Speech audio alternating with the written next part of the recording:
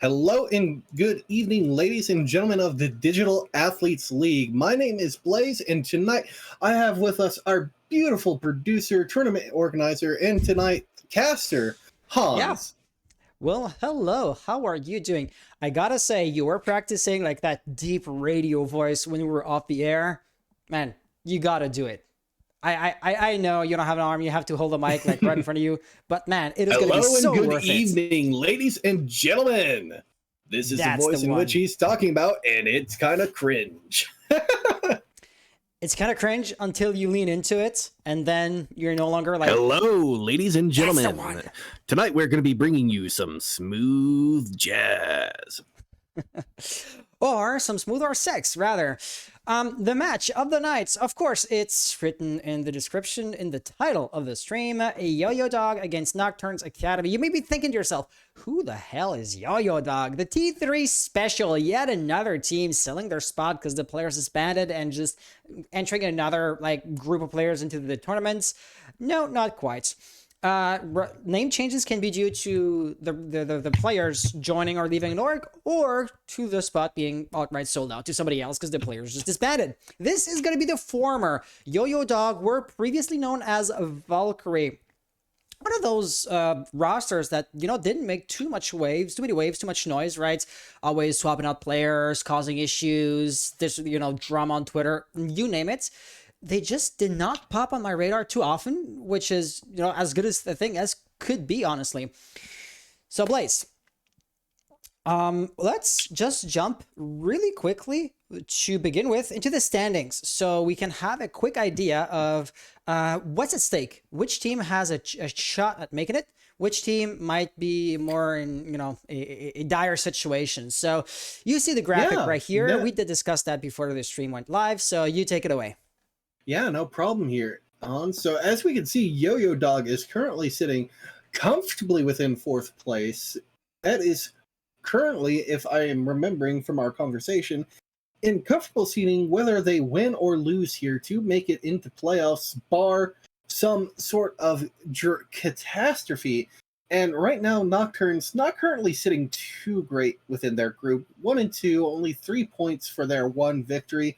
So not really in playoff contentions, bar a miracle run by them.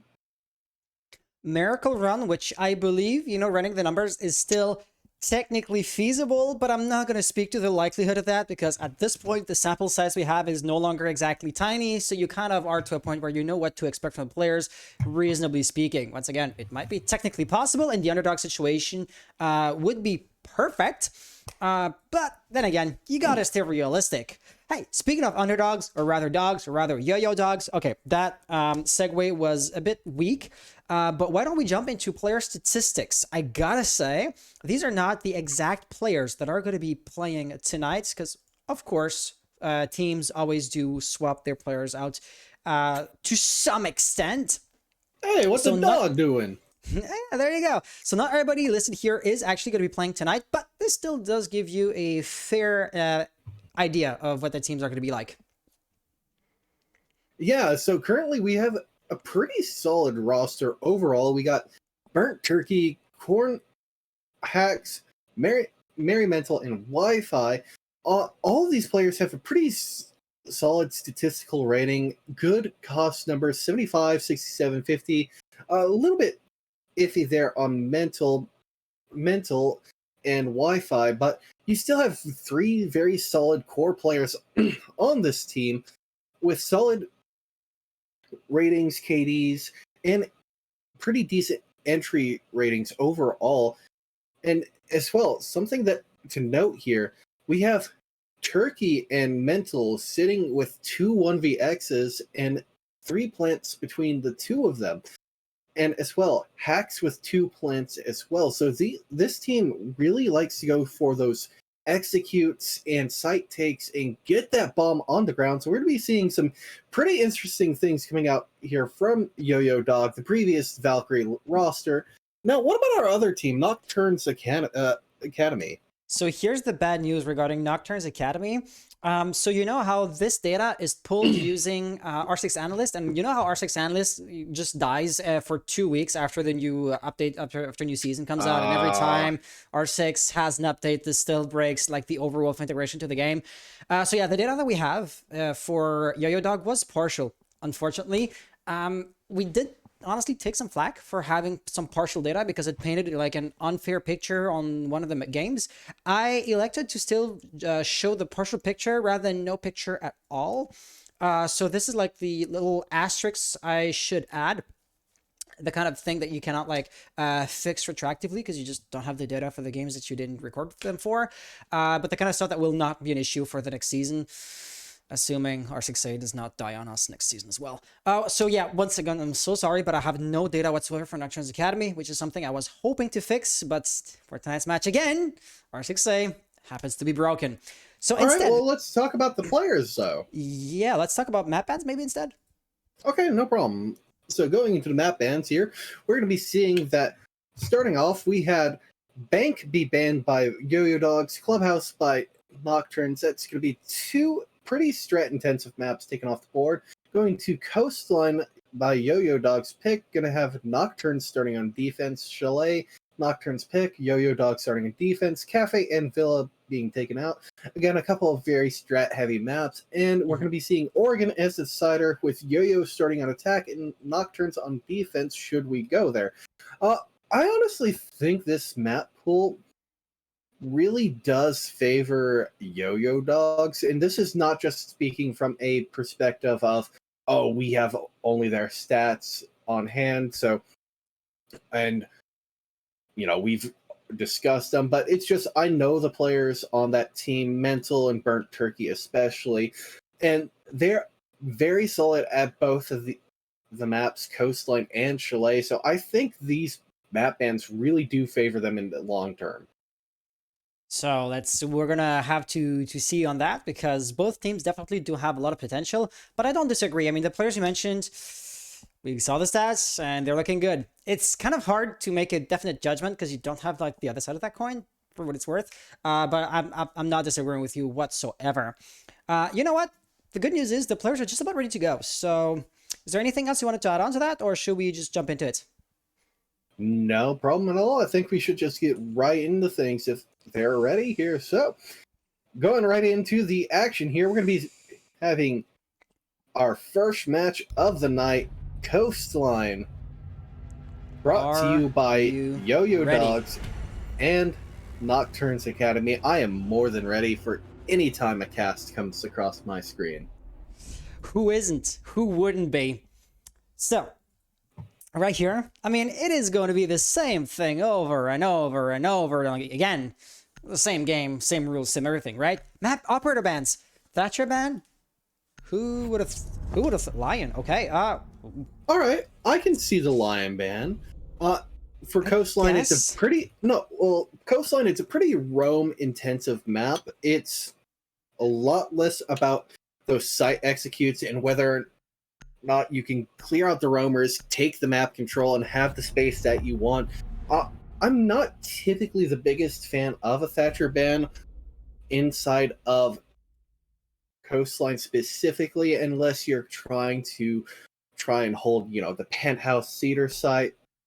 But moving on, seeing Thatcher, it's still not too uncommon. Valkyrie as well being banned, not a very common ban on this map. She has so much power and potential playmaking ability with her 3 black eye cameras on this map. Just allows a lot more breathing room for the attackers. That is true. So you did mention that, this is a roam heavy map, and so if you have those cameras in the nifty angles where you can have an advanced warning when somebody is trying to anti-roam your roamers, it's the kind of stuff that can be useful, right? Grismount mines, goo mines could do more or less the same thing in a different way, I want to mention. But yeah, so this might be like the idea behind those bans. And then you are followed by a Vigil, which, still, once again, definitely does play into the anti-roaming kind of mental headspace that we're in. And just like you saw this in the game chat, right? They seem like bot bans or like random bans. Yeah, not quite. Like the logic isn't as straightforward as just banning Thatcher, but it's still there, definitely. Hookah billiards for a first defense. Not too surprising there, but the operators that are not exactly staples of the game would be Alibi and Oryx. What do you expect coming from those two? Well, Alibi and Oryx, to be kind of blunt, they have zoomed scopes. So they both have a 1.5 scope on their fully automatic submachine gun weaponry. Yeah. And for Oryx specifically, he has the ability to not only make rotates, fast escapes, and whatnot, but he as well has the ability to go through and flank hatches. Through hatches. So specifically on Aqua, if you have full office control as a defender, you can not only deter an office push, but when they go for the execute, if they're not paying attention, could come up through the hatch and get a flank and potentially shut down any attempt at a plant. And Alibi, it's just a pretty standard pick for the map. Her prismas can allow for some really easy intel acquisition where certain players are pushing from, since weaponry in this game has unique audio for each and every individual firearm, whether it be attack or defense, unless you are running some operators with duplicate guns, such as Oryx with that T5 SMG. And starting off, we're going to be seeing a lot of early aggression coming out from Bix here onto the roof, trying to see if they can get the pick onto whoever's up there right now. Doesn't really get too much from that, though. If I may, it's the kind of aggression that, coming from a Wamai specifically, he's kind of like Smoke, right? He gets better the more the round progresses, for different reasons than Smoke. But still, you wouldn't want to have that guy be the first one to peek into action. But right here, there's a certain somebody into the VIP area that is going to be mute with the shotgun at that range. You know, dazed, concussed, yes, but that range, the shotgun cannot really miss. There is a red dot side, which I have been scorched before. You don't want to even give a chance to Whittaker to just pull the trigger in that situation. And you know, this is Hall of Fame. The nature of that corridor is really close quarter. The grenade could be really interesting, but the shotgun goes off, getting a double kill. Vex, was that a flank from Vex from behind? Yes, he came up white stairs, ended up getting the pick off, and as well, we're going to be seeing Bix getting a pick onto Mello, and honestly, YoYo Dog's looking kind of shaky here, but a nice shot by Shiesty here to be able to pick off Whittaker and get an early lead off on this 1 versus 5. But again, it's a 1 versus 5. You may be Jackal, you may have the insane gun that is PDW, 50-round drum mag. It is still a mountain to climb. Oh, yeah, I mean, on 1v4, the best gun in the game still is going to just shoot one line of bullets. Gets a second kill. You gotta, you know, give credit where credit is due. That was a nice, you know, face-to-face gunfight. No nasty flanking trickery going on or whatsoever. But you are still going to have to contend with, like, 3 guns coming from 3 different directions. And this is where, like, the one angle was unexpected. And there you have it. First round won by and for Nokturns Academy. Okay, yeah, so you did whisper in my ear that you didn't have audio. I know exactly what that is. So let's just go in that thing here. And where the heck should that fix it? Tell me if that fixes it. We will see here in just a second. Did you hear that? I do not believe I heard that yet.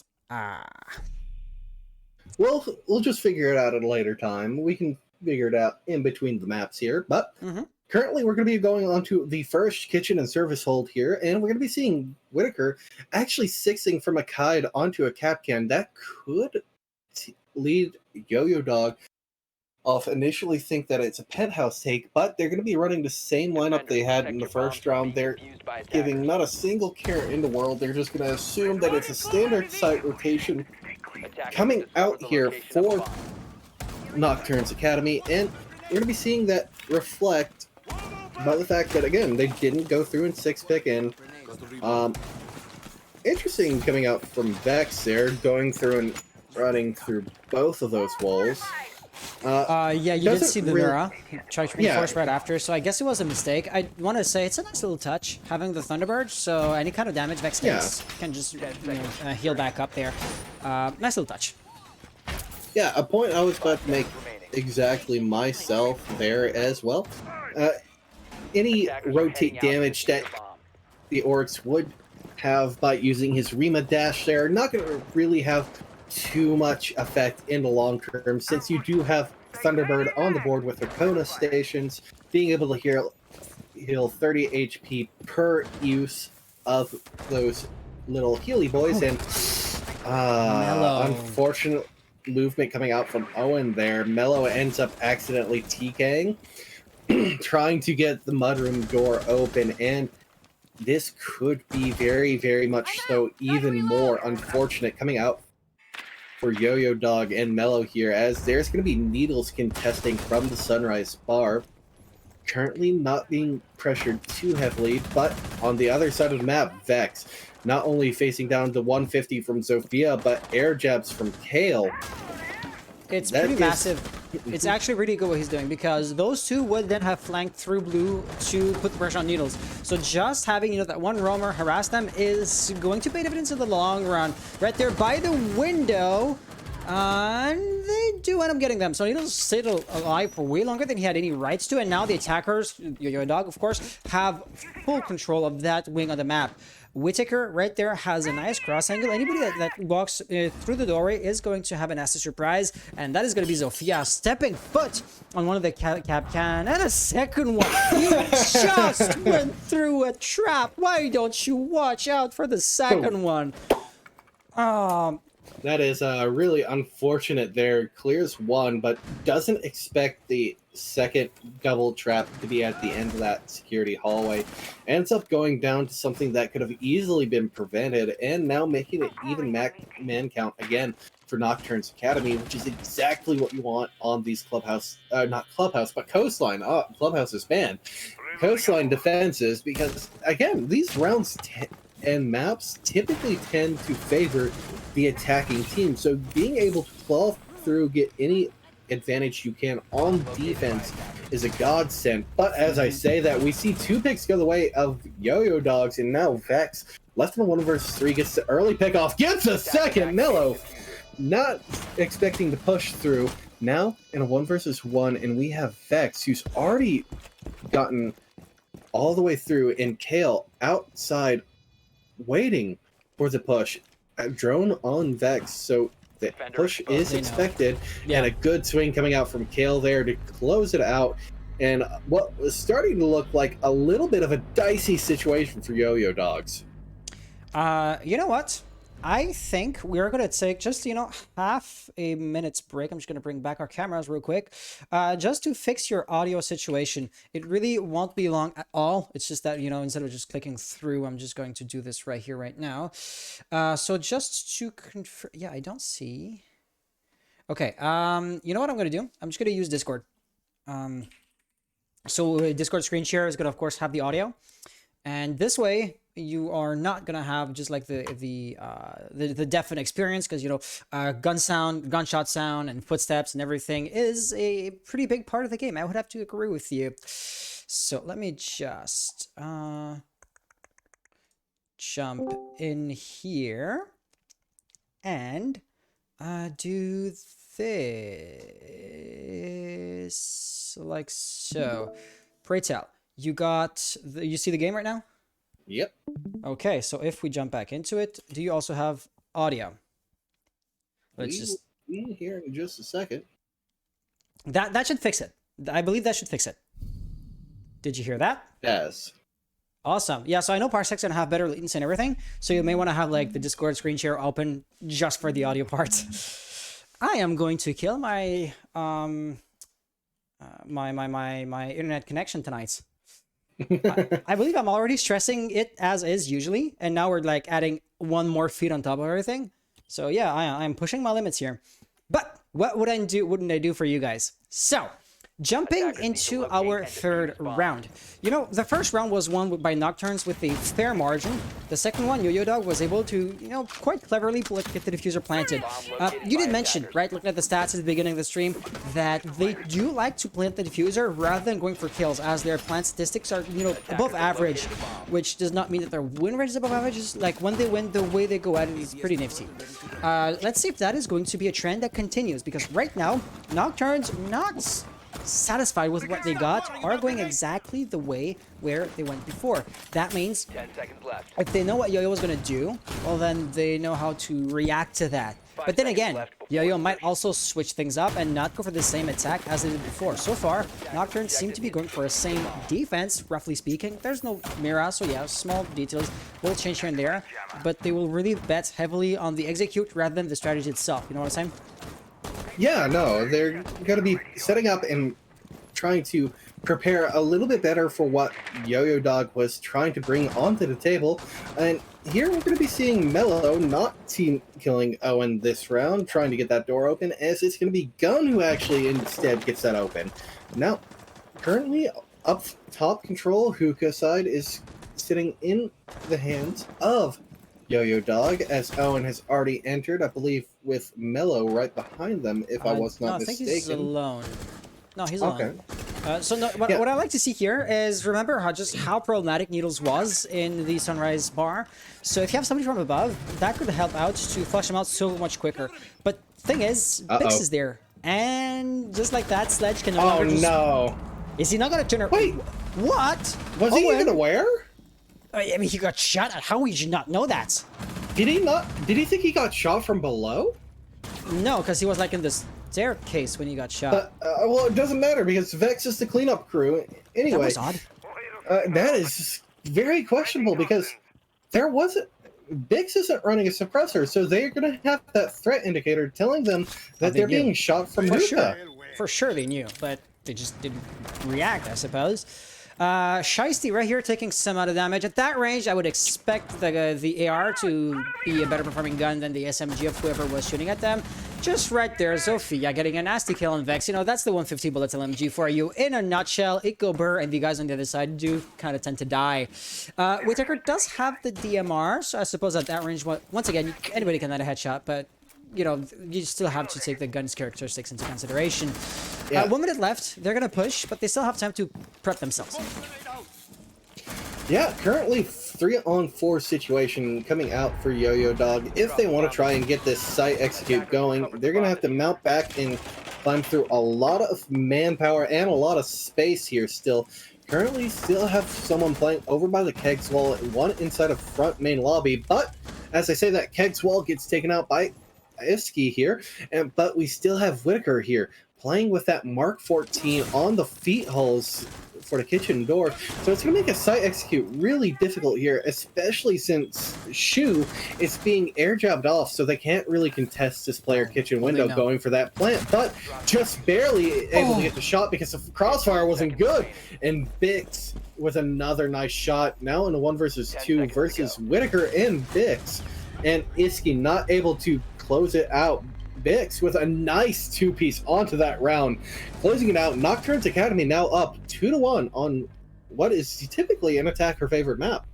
Well, talk about YoYo wanting to plant the diffuser at all costs. This is really their path to victory. They are not playing the deathmatch situation where they're trying to eliminate the enemy team flat out.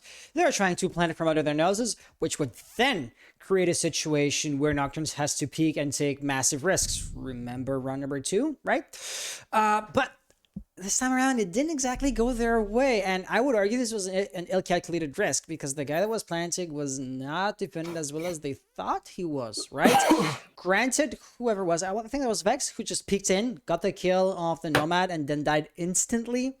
Does not matter. I believe that was actually Senpai Shu, who ended up getting the swing from the bomb chassis. That he was playing mute on that round, right? And because he saw where the laser from the Nomad was, Kale, he knew exactly where the air jab was. He knew how far he could peek out without being caught out by it, and so he was able to just barely swing through, get the pick onto Kale there.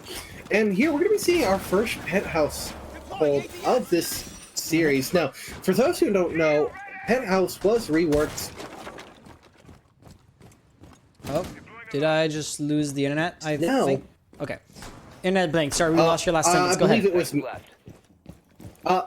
For those who weren't aware, in the past couple of seasons, Clubhouse had a minor rework which completely altered how Penthouse in theater is held, specifically in the VIP section. VIP window is now a double wall, and as well, some of those that other window in the VIP hallway has been closed off, so it allows you to extend outside of Theater 90 and play something as powerful as a mirror to hold the entirety of VIP and deny that section of the map just that little bit stronger and more proficiently than you could prior. And we're going to actually see a hookah extension coming out here with not only Osa, but a sledge. But as I say that, Owen goes down, Mellow with the refrag, however, not aware if there's another person playing on that hookah Mira window.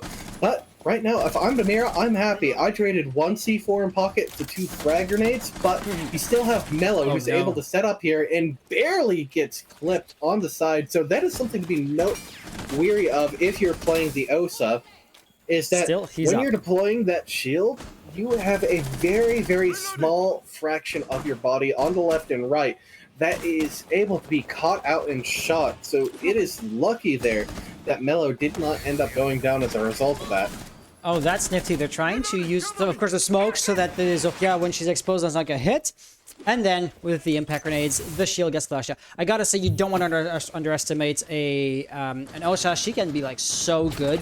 But you gotta play her right, just like Needle's playing right, and then tickling Gunsheisty's brain, so to speak.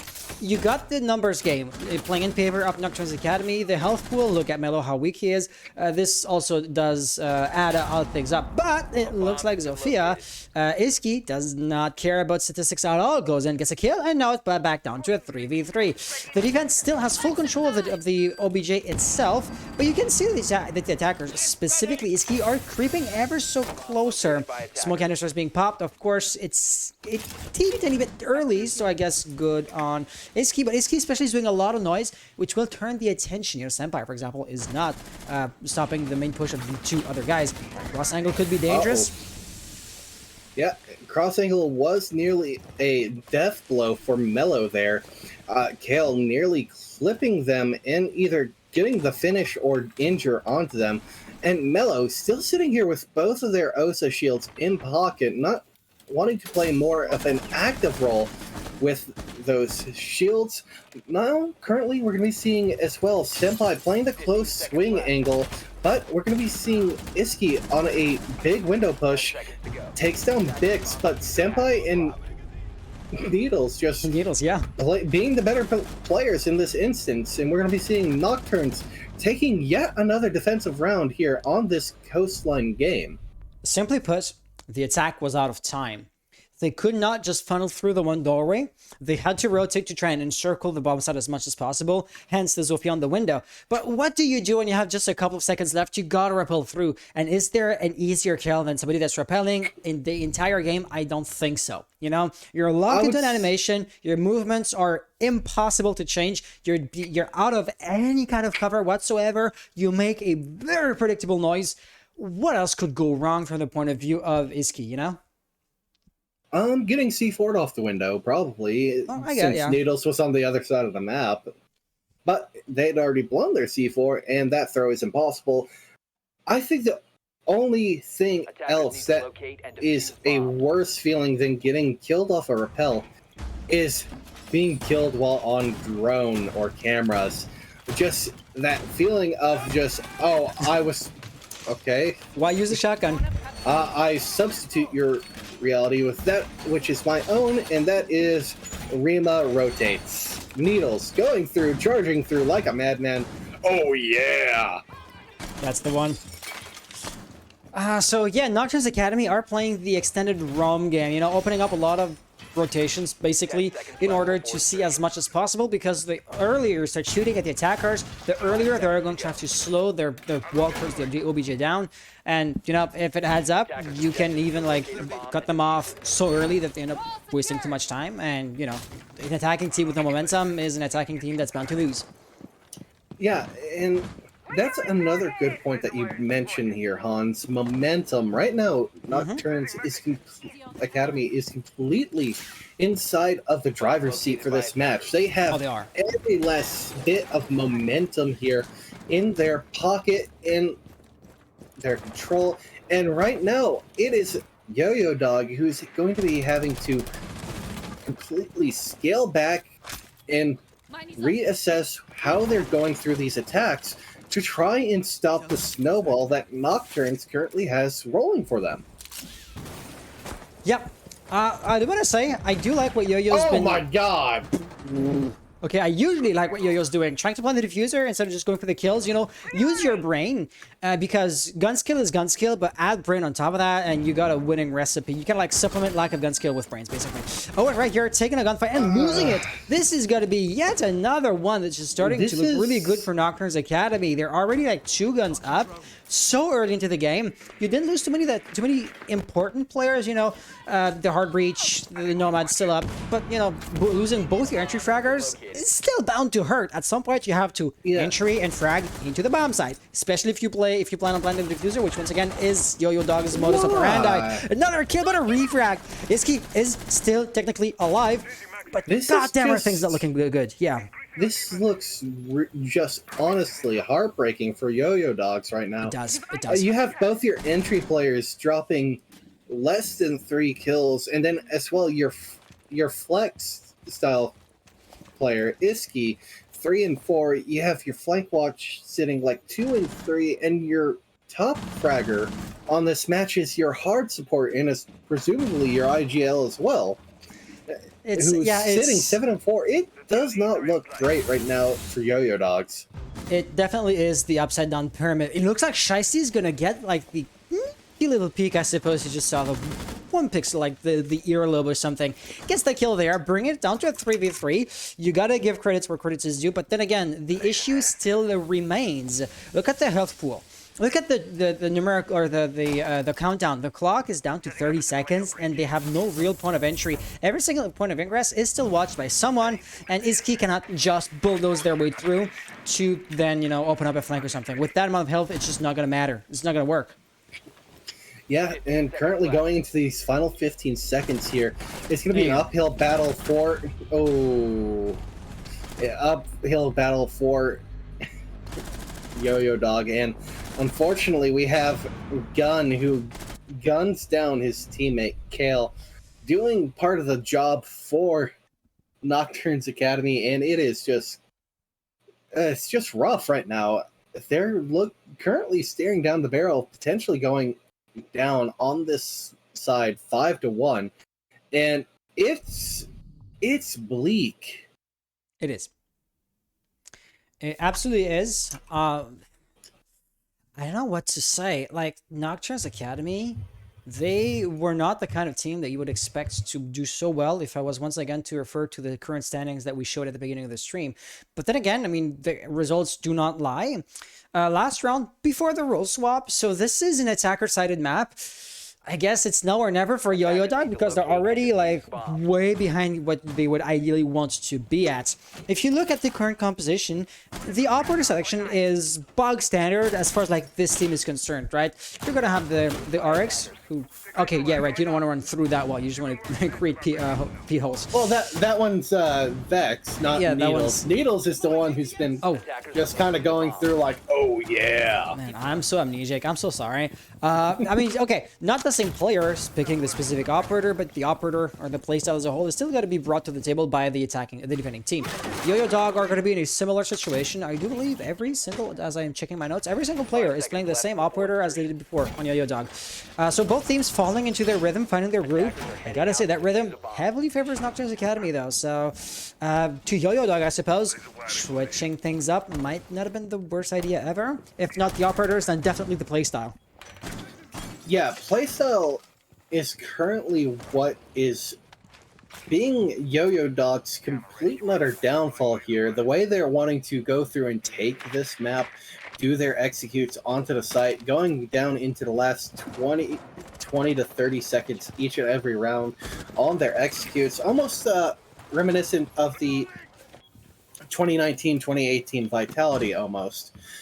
And it's really not working out, sort of like when it stopped working out for the old Vitality roster just a couple years back. And the reason why they made some changes, but Bix here doing some massive damage onto Mello there. Gonna be bringing them down to just about 25 HP and not getting a single point traded back onto them. So that's gonna be massive, especially since that's, again, an entry player with full utility still in pocket. Yeah. I mean, the health pool is just a factor. A gun's a gun. But definitely, I suppose Melo's going to take a backseat role at this point. Due to the low health, Melo can hardly afford to entry frag at this point. So I guess Iski is going to become your next entry. You know, Melo being on the drone and everything right now.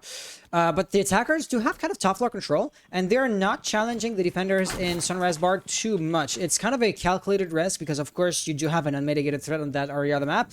But if you're not presenting yourself to that part of the building, well, then what are the guys they're going to do? This hypothetical, line of thinking would force the attack into a main side push, which is not exactly easy, but looking at the positioning, I suppose Kale is about to try just that. And fire wraps. Senpai takes some amount of damage, but Bix eventually finds Mello and gets the kill. Yeah, and that is a good finish off finally for Senpai Shu. Finally get that pick onto Mello, finish off that pick, and as we saw, they still had quite a bit of their utility left in pocket. Yep. But we're going to be seeing Iski getting a pick onto Bix here. That's going to be a shutdown on one of the higher performing players for Nocturnes Academy, which could allow some breathing room as Vex falls shortly after as well. Yeah, so the attack is making some leeway, and on top of that, like, you got a couple of players that are watching, but not directly on bomb sites. Actually, nobody is sitting directly on site, so planting could actually be pretty feasible for YoYo Dog, especially since they got, like, numerical advantage. They have somebody above who could deny a destruction of the diffuser. I says Needles runs out and gets a kill. Both players, they know each other's right there. And that's going to be Kale getting the kill. That was super important because had Senpai got that kill, he could have run and tried to deny the plant. That does not happen. 2v2 situation. Diffuser planted, but Owen is still above and you cannot destroy the diffuser with death literally raining down from above. There you have it. Whittaker, so low on health, is going to suffer the exact same fate as his teammate. Yeah, that was some really good post-plant positioning coming out from Owen there. However, it really could have ended up being sour there if the Aruni was able to get that pick and not even really get the pick, but if they were able to, as Whittaker, just push through the site and get that to the diffuser, Owen would not have had a clear line of sight onto the case there, and it could have potentially ended up going to that 5-1 scoreline that I was speaking of. Mm-hmm. Yeah, indeed. Jumping into, well, the second half of the game, actually, or that map to be more specific. So right now, YoYo Dog, they seem to be the all-or-nothing type of team, right? The only 2 points they won was when they managed to plant the diffuser. Thus, all or nothing. Diffuser gets planted, YoYo Dog wins. Diffuser doesn't, well, Nocturnes wins. But how is that going to translate to defense? Because those kind of singular purpose teams, they drive well in attack, but in the defense, I'm not sure how that translates, to be honest. Yeah, honestly, how well that translates going into this side swap is yet to be seen, since again, it seems as though YoYo Dog had a really hard time finding their rhythm on the attack. It could just be that they're more comfortable for the defending side of Coastline. I heard a few natural cells. There was an attempt at spawn peeking, wasn't there? Yeah, it looks like Iski was going for a little bit of an aggressive C4 to start off from Mudroom onto the poolside spawn and walk up, but it didn't end up working out for them in the end there.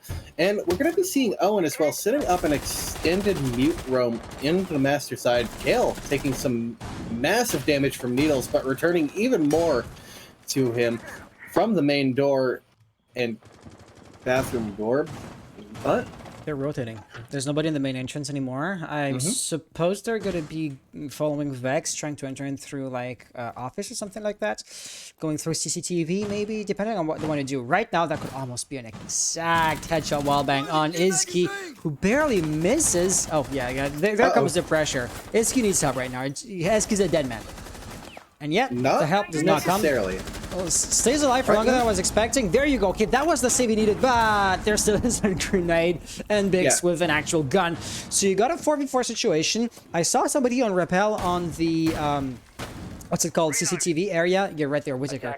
This is interesting because it's the kind of angle that you would never expect. So given enough time, some defender is going to end up peeking that, most likely Kale.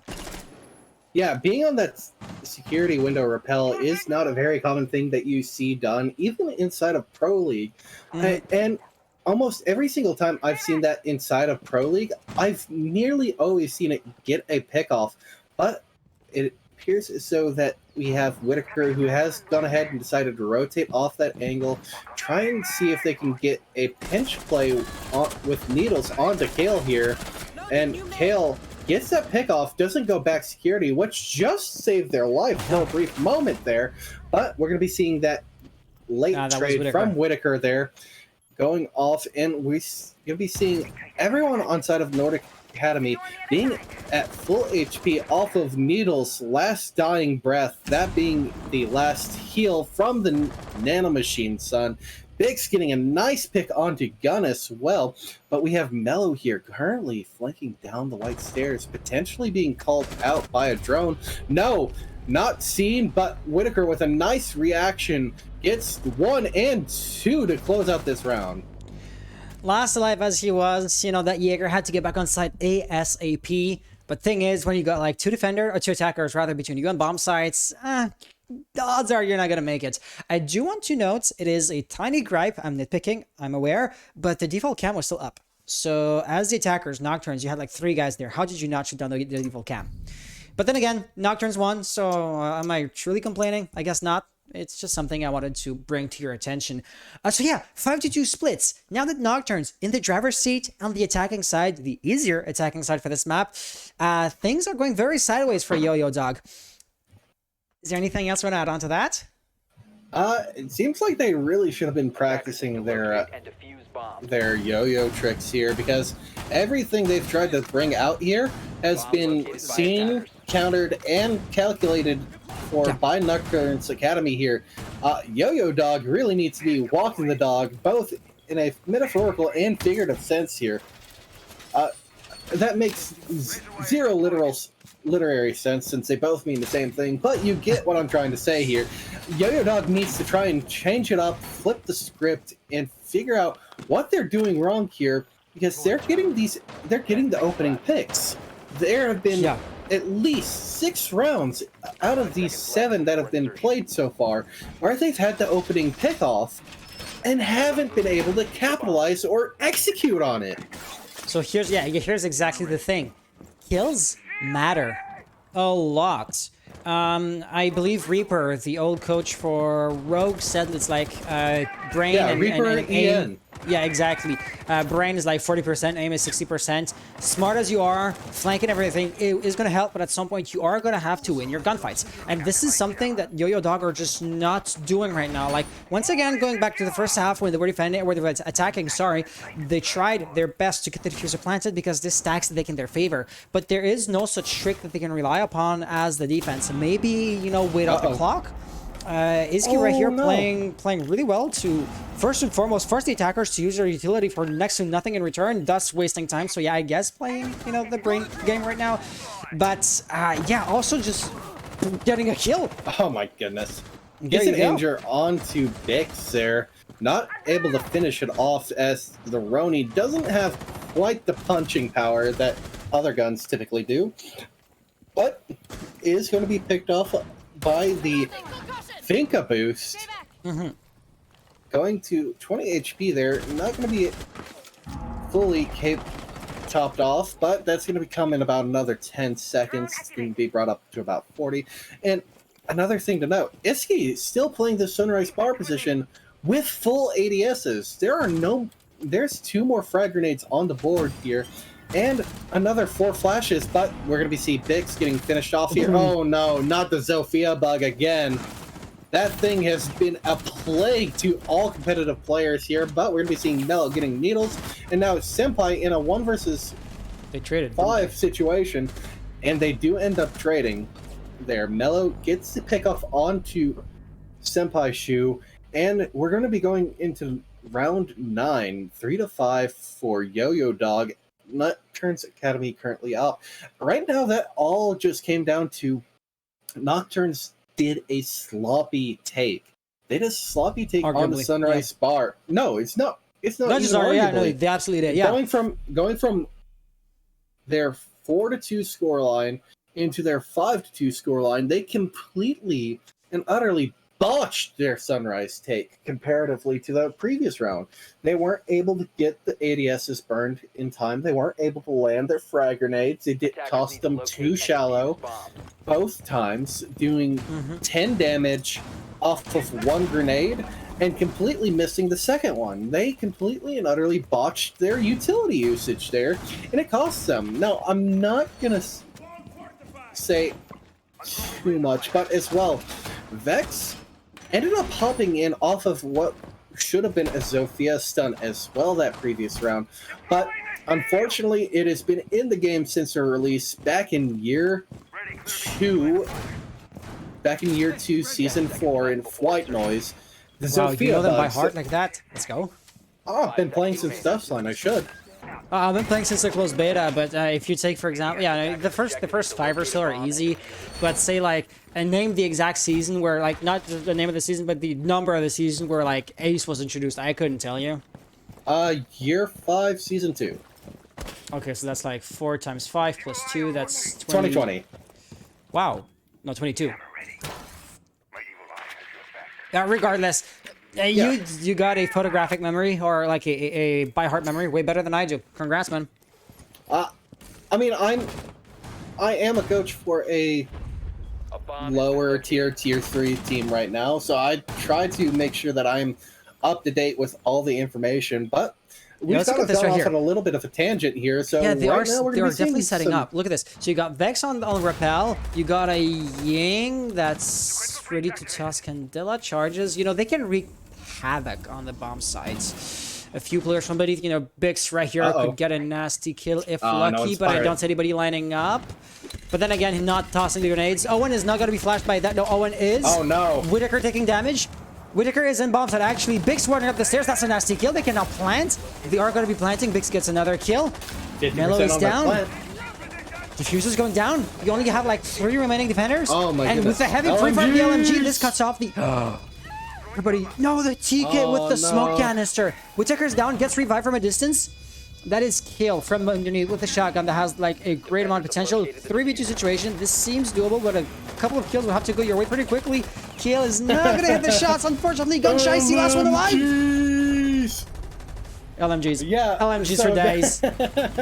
Oh, that tickles me in a funny way. So that is a prime example of what we could potentially see coming up here next month at the Siege Invitational. That is a potential sneak peek at something we could see. Absolutely. We had 3 players with LMGs. We had the Zofia LMG, we had the Finka LMG, and we had Ying's LMG, which has always been a great gun, even after the nerfs. We're going to be seeing that same lineup coming out yet again with the Ace and Yana backup. So that's just going to be extra frag grenades or extra ADS burn coming out, depending on how you want to slice it. But we're going to be seeing Whitaker here actually going for that 6-pick potentially. We're going to be seeing Warden come out, but a perfect 6-pick coming out from Whitaker there. Osa. Now, the reason why that's a perfect 6-pick is that it was a Warden 6-picking from a Pulse. Now, however, you're still going to have that C4 on the board for Owen there. So that's still something you have to be weary about, because OSA shields do just get destroyed by explosives, just like any other utility. But the fact that OSA shields are see-through allows you to kind of play this mental game with whoever's on that shield. It doesn't have to be the OSA, but you can play mind games. Am I going to throw this impact? Am I going to throw this C4? Am I going to throw this smoke canister? Am I going to throw a proximity alarm and just try to bait you into my teammate that's right next to me, ready to pop your head? The problem with this kind of play, or the great danger, is that if the guy behind the shield, presumably Osa herself, peeks, human reaction time will not allow you to fire back at her before she's back behind cover. So in that sense, you could argue it's almost like a mirror window where the gunfire can reasonably only go one way, except if the other side is actively free firing. Which of course is going to be costly in terms of resources. It looks like they're loosely trying to do the same thing. You know, we got somebody on rappel, but the rest of the guys are really not helping out to push into hookah billiards right now. Big's really working to get control of VIP, and Whitaker right there is going to gather intel. You're only taking a little bit of chip damage. Ooh, nice shot. Oh, that could be dangerous. That could be dangerous. Oh, and exactly what I was saying there, those OSA shields are doing the same thing for attackers that normal deployable shields do for defenders. And exactly. Ooh, that prone angle finally working out there, but not for Whitaker Kale. And now we got Needles just kind of sitting there, you know, sweater on chest, mom pick me up, I'm scared. 1 versus 4 now. But we still have one player, Gun, who is at a low HP count. So this could work out if he's able to get the pick on the Gun and able to get Kale off the board as well. But right now it looks like they're just going to be taking this as a time to kind of tactically reset and talk about how they're going to be going into their next round. Execute, as you can see with Needles, a little bit of eccentric mouse movement here. I'm gonna get sick. No, but you're totally right. Thing is, at this point, YoYo Dog don't exactly have a momentum to speak of, but chances are they are going to win the next round. Nokturns Academy will want to make damn sure that the next round is the only round YoYo Dogs end up winning before we go into the second map. At this point, actually, you know what? Let me just slice it another way. Needles, okay, his position is now known, but say he takes like 1 or 2 kills. Say he kills Milo. Milo's right there. And then he jumps in instead of killing off HansIV4 to face, like in a face-to-face gunfight, a harder opponent. And right there he is. Oh, nice. Go, nicely done. So yeah, so now you're in the 1v3 situation. Still plenty intimidating. Don't get me wrong, but the guys that remain are less, healthy than would otherwise had been if he was to shoot at HansIV4 before he jumps down. Speaking of which, gets the final kill cam. Thing is, the open area or a concept. This is exactly what it's good for. You see everything, you can shoot at everything. The flip side is everything also sees you and everything can also shoot back at you. But when there's so many angles to watch, the unknowing attacker is going to walk into your line of fire without knowing it. And that's exactly what just happened. I see Blaze is on the phone, so I'm just going to keep on talking here. So yeah, Nokturns Academy, they did not win the round, but they're still definitely in a match point situation. This is relevant because this, of course, adds some extra mental strain or stress to YoYo Dog, right? Just knowing that they're, figuratively speaking, backs against the wall is going to make them maybe a bit more nervous, stutter a tiny little bit more, and with any luck, this would force a mistake or an error from which they could not recover, thus forcing the round into the favor of Nokturns Academy. However, you can hardly speak to the mental of the players because some players will, crumble under the pressure and some others will turn into diamonds. It's not the kind of thing that you can decipher before it actually happens and speak about retroactively, you know what I'm saying? Really quickly, Blaze, are you back? Blaze does not appear to be back. Okay. Yes, I am actually indeed back. I was just getting you a quick little whisper in our production chat here. But yeah, no, that was, I agree with a lot of the points that you did just make there. It's going to be a lot of time to reset and think about how they're going to be going into this round, trying and preventing YoYo Dog from taking this to match point or match. English is a little bit difficult. I'm sure as Quebecois, you could agree. I do agree, yeah. But you know, don't use that as a starting point to then jump into English is actually hard, or English is weird, like French is hard. Don't worry about that. Oh, Like, I wasn't even you talking can about say- the French language. You can say it's I was not just saying, easy. as you're not a native English speaker. I know I'm just jumping into next to nothing here, right there. Oh, Whitaker, no! Did we talk 5 rounds ago about how annoying it is when you die when looking at a drone? Yes, exactly that. Even more frustrating than dying on an entry from Rappel, but it is almost immediately traded back there. I believe that was... I'm just having a little bit of trouble reading the names right now from my point of view. Oh, is it that Bix. glitchy? Oh shit! on I gotta get a server going. I'm sorry. It's from the Discord one that I'm seeing, yes. Oh, but just use Parsec. It's just a little bit small in the Parsec point of view. Okay, can't you like full screen the Parsec one? We'll figure this out in between the map 1 and 2. Which might end right there.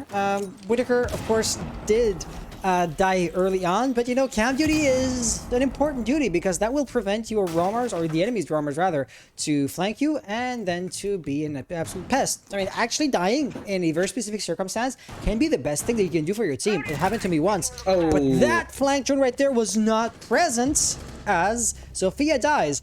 But it looks like the attackers, not to be outdone, are going to get a kill on Iski, and now back down to a 3v3. Thing is, the defenders that died were off site, and we're not directly opening up an entry point into, you know, the OBJ itself. I still see Bix relocating, and I gotta be honest with you, with 50-some seconds left on the clock, only now starting to attack the top floor in order to hopefully breach it. That was not looking good, and you know, without any prior preparations, mainly droning. Melo gets an easy pick, leaving us with Vex. Last one alive, 1v3 situation. You got a defender up top who's not killing him right now. You got Smoke right there. Gets a kill. Granted, that's nicely done. But still, I don't see how Vex can do anything. Doesn't even have diffuser. Has to play the gunfights. And Melo didn't have to peek. Melo did peek. Gets the kill. Congrats. But it was just an unwinnable situation for the attackers regardless. You know what I'm saying? Yeah, that was a really rough situation, having the early pick off there. And as well, ending up going down into that 1 versus 3 situation. Really just rough to climb back from, especially since it was your Yana who was in that 1 versus 3 situation. I just understood what happened. You're connected to the wrong Parsec instance. You're looking at the streaming PC, not the gaming PC. That's why. That's why I didn't see the Parsec window. That's why I thought in like the audio mixer it was muted or something. Okay, my God. I'm just gonna shut down PC. the other. Yeah, okay, I'm just gonna quit that instance Parsec. I'm sorry if that kicks you off. I am hearing it now. I need to turn that Parsec down. Okay, you know what? Well, then now I can also shut down that other screen share. So yeah, great. So yeah, like I was wondering, like close down Parsec, close down OBS because I'm not seeing the game. The game is full screen right there. What are you talking about? Okay, with that being said, so this is now kind of both teams being in their own way backs against the wall. Nokturns Academy, of course, if they win, well then the game's over. So yeah, YoYo Dog definitely backs against the wall. The map, I should say. But if YoYo Dog wins it, well now overtime would be a go, and Nokturns Academy wouldn't have this straightforward path to victory anymore. They'd have to go through the overtime process, the quote-unquote oh so arduous, I'm sarcastic of course, process of winning 2 more rounds to get the victory. Nothing too dramatic, but do keep in mind that YoYo Dog were in a, I want to say 3v6 if my memory is correct. So they won, like they were absolutely backs against the wall. But they have to delay, and they win 2 rounds in a row, which is something they like had a hard time doing before, and they do it like without breaking a sweat seemingly. And now, I mean, they're almost into an overtime situation. This must be feeling good for them. Yeah, right now, what we really need to see is Nocturnes Academy getting that opening pick off, getting the early picks, and as I say that, we're going to be seeing Mello, one of the better performers for YoYo Dogs, going down off the board here. Bix as well, trying to go for the aggressive peak here, but Kale, what an amazing swing and shot from him. Currently looking for more, almost goes down to, I believe that is Whitaker here. No, it's actually Senpai. Yep. Senpai actually baiting with a Flores drone by getting off of it immediately, getting the refrag onto Kale. That's another high frag player off the board. I just want to underline the bomb site itself is not kitchen. We didn't exactly see too much of the preparation phase, or we didn't mention on it too much. So yeah, this is something I wanted to mention because the attackers would otherwise have been on bomb site and would otherwise have been in a position to get the diffuser planted. So 3v4 situation, not looking too great, you know, looking at the numbers. You do have a blue silhouette up top, and since the entire ceiling is destructible, somebody up top can just deny your plant all day long. And the attack is kind of split here, so the possibility for refrags is somewhat limited, but then again, you know, a pincer maneuver rather, has a lot of potential as far as like the destructive possibilities. So does the roam! HansIV gets the kill on Vex. That is huge. That's the Zofia LMG now gone. Whitaker also falls, bites the dust. Needles and Senpai, last two players kicking and gunning for their team. Needles is going to have a predictable movement if he wants to roll through. Does. Makes it in there alive, but dies as soon as he steps 2 feet, or, you know, makes 2 steps into bomb site itself. Now, Senpai, last one alive. In a 1v3 situation, did we mention YoYo Dog would have had the amazing run if they were to pull the comeback? They are on tracks to do just that. He's got a great gun. He's got the diffuser, and he's got 2 flashes, which can, not do anything if you're dead. YoYo Dog, bring this officially into overtime. Yeah, this is a very good clutch and comeback coming out from YoYo Dog here. And it's especially good since they're going to be starting on the defensive side. Yes. Yes, the defensive side is going to make things easier for YoYo Dog. Yeah, so you would usually argue that the attacking team should have it easier. This is an attack-sided map, after all. But if you look at the empirical data that we have, you know, like this very match, we visibly saw that the defense has an easier time. So then this kind of begs the question, what the hell happened? Because this individual match right here absolutely does seem to be off meta. You know, once again, referring to the attacker win rate, which is not exactly what you would expect. So I truly pass the question off to you. Do you know what's happening here? Honestly, it just seems like they're giving up too many early picks. It's yet again what Nokturns was doing perfectly on their defense. It's now YoYo Dog.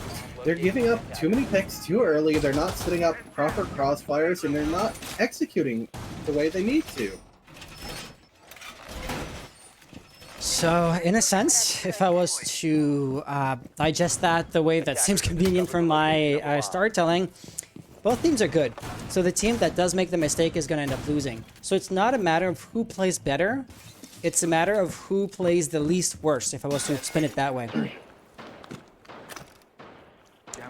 If you would allow me to spin it that way. I see OBS's connection with Twitch waning. You're still here? Like, is it my internet or is it like Twitch's connection? I think it might be yours. Ooh, okay. Well, I'm still hearing you. Yeah, it's glitching hard. Regardless, so if we were to talk about this, I think we're good now. Yep, we're back. It's gonna cost me like $15 more a month. I gotta get the better internet connection. I will. I just gotta upgrade that connection, because I'm literally capping it with like streaming to Twitch, streaming to you streaming your camera to me. All these feeds add up, and it literally saturates my internet connection.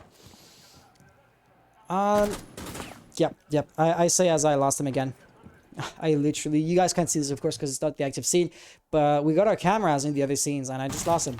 And Blaze, are you back? Blaze is back. I am. Okay, yeah. As I was saying, it's gonna cost me some $15 a month. I'm gonna have to upgrade the internet connection.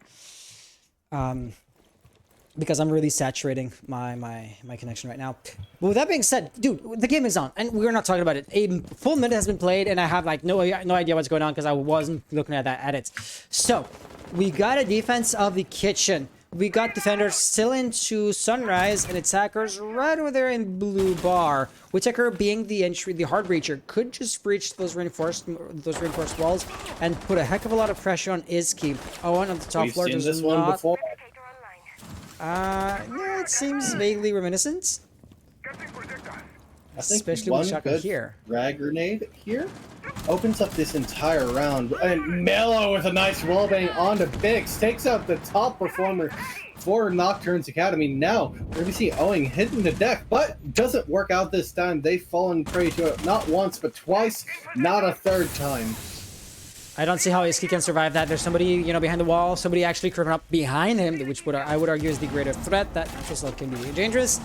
Won't be, but that's not a rotation hold that she's watching. And the staircase on top of that, the cross angles were just everywhere. Shiesty, or Gun Shiesty rather, and Kale, the last two players to keep the dream alive.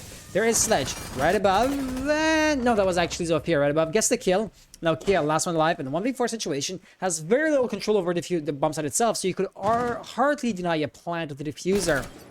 Drone is going to take his position. And how were you not ready for Needles there? Needles hits a kill. And this is going to be round 1 of overtime taken in advantage of Nocturns Academy. Yeah, and that's exactly what I really wanted to see come out from Nocturns Academy here. If they want to try and close this out inside of the overtime, as we saw, Nocturns Academy is fathoms and leagues more confident on their defending side than YoYo Dogs was up until they started to mount that comeback. But currently we're going to be seeing the same lineup that they've had the entire defending side every time they've gone to Hookah, and we're going to be seeing a little bit of a shake-up, actually. We're going to be seeing Vex going onto a Rooney instead of Jaeger. We're going to be seeing Mello going from one drone operator to another. We're going to be seeing Flores 6th for Twitch. Not sure what the play here is, because, you know, usually the reason why you want a 6-pick is to misinform the enemy team. We saw this perfectly where they picked a Ying, thus forcing the defenders to 6-pick into a Warden, but then they 6-picked off the Ying. Remember that? It still didn't end up working out for them in that round. The round where they stuck the Ying worked a little bit better for them, but I mean, again, so the angle of misinformation, I don't see how you can bait your opponents into thinking there's going to be Flores and then bring it to Twitch. I don't see how that is going to affect the game in any, you know, remarkable way. You know what I'm saying? The only way I see it affecting the game is making it harder for you to get your intel onto site, because they are now, instead of bringing utility denial, they're bringing drone denial. Okay, yeah, that makes sense. Yeah, you mean, yeah. Arguably, So, Needles. Needles. You Off to a good start. Off to a really good start. And there's no refrag possible. That's like the biggest aspect of that single gunfight there. The total absence of a refrag is huge, because you could argue that you know, the gun skill is pretty equal on both sides. When getting Needles. So yeah, I mentioned a refrag. It is going to be late, but it's still going to be there. Arguably, though, losing the energy so early on. Just a little bit of over-aggression coming out from Needles there. Yeah. And we're going to be seeing the Twitch drone potentially make it through the mute jammer, so possibly removing those discs that they had, and the shield does end up getting cleared. Senpai now sitting at 100 HP versus 110. Vix trying to go for a cheeky floor bang, but no one was there to the recipient. Oh, no. And Vix taking a little bit of damage from Vex, but there's Thunderbird on the board, so that is going to be moot here shortly. Right now, just a lot of control towards lower Hookah and upper Hookah being taken from YoYo Dog. So I gotta say, YoYo Dog is making good progress, but the timer still is going to be a factor. At that rate, this is going to come down to the wire. At that rate. And, you know, of course, as well as I do, that an entire run can be flipped upside down in just a half a second. The grenade, for example, could get 2 kills. It gets only 1, but yeah, still, this is going to be like the one angle that's no longer watched. Vex is now the only one holding onto that angle. But if somebody wants to walk up the stairs, Senpai has the shotgun at that range that's going to be deadly, but there's also Whitaker from downstairs. Thus, there is not too many players from up top to deny the plan. He gets in with the shotgun, gets the kill, diffuser lost, but with the Nomad, Whitaker goes down. Senpai is now going to have an actual threat behind him, and with every other teammate now dead, there's nobody to deny plan with the diffuser itself, and YoYo Dog gets a kill. This is gonna be round. This is gonna be map. Am I dumb? This is map for YoYo Dog 4. Match point. Match and map point.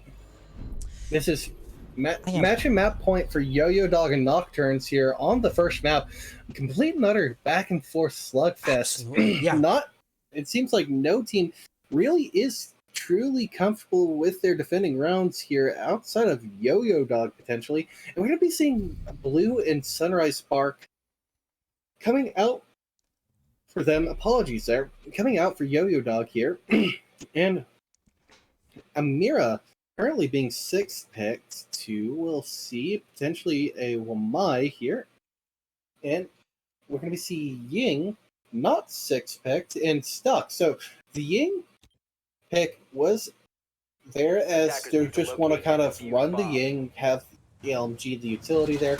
And that forced out Wamai to come into play instead of Amira here to try and soak up and get rid of that utility that the Ying would try to use in the round. And we're not going to be seeing too much clear here outside of Zofia stunts, flashes, and potentially the Ying smokes if she wants to use them to make sure her Candelas can sail true. I mean, with every single Jaeger ADS put in the one spot, if you want to enter through Mudroom, good luck using flash grenades to do so. Usually you would say, exactly like you mentioned, right? If the attack was to use grenades anywhere else than this one angle, the defender would be utterly defenseless. But Owen happens to be playing Vigil. Well, my apologies. And as such, you know, the grenades can still be cut off. Says Miller seems to be rotating an ADS device for some reason. Well, regardless, this is 7-7. The very last round of the first map, regardless of what happens. Already, if you look at the positioning, you got Whitaker from up top trying to play vertical. Mello being aggressive, also taking fire. Nothing hits, but the message is clear. Don't peek that window again, lest you want to die. Whitaker cutting off angles. Needles also just passively holding and hoping that YoYo Dog are going to overextend into something that could easily be punished. I like the idea. YoYo Dog has been aggressive once too many times before, but then again, if they've learned their lesson, you're just going to be wasting your time. I says Owen takes a lot of damage. Was that through the drone hole in the feet? I believe that was, wasn't it? Oh, that's going to be interesting. Potentially. This can be interesting. The guy over there is going to be totally blind due to the Candela, but Biggs does not go in.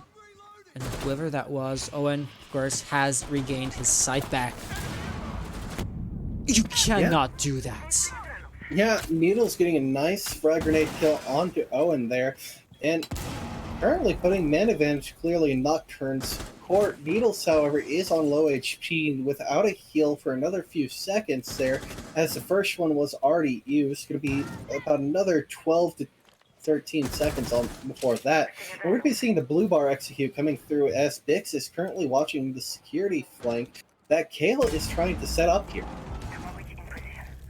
Yeah, I do want to mention that did you have a fair bit, like 2 defenders actually not on side. The only one that was directly on side is now dead. So Izzy and Kale have to run back to try to deny a plant. Of course, Senpai being the bear is not planting, but the attackers are definitely taking control over the bomb site itself. Right now, watching the angle, the nitro cell could be dangerous. Kale's going to go down. That's a nitro cell that gets a nasty pick. You still have somebody outside that can, you know, establish nasty cross angles, thus cutting off rotations, thus preventing the denial of the plant of the diffuser. Sounds confusing, but there you have it. Bix is planting, and I don't see how Izzy could deny that, especially now that the nitro has been expended.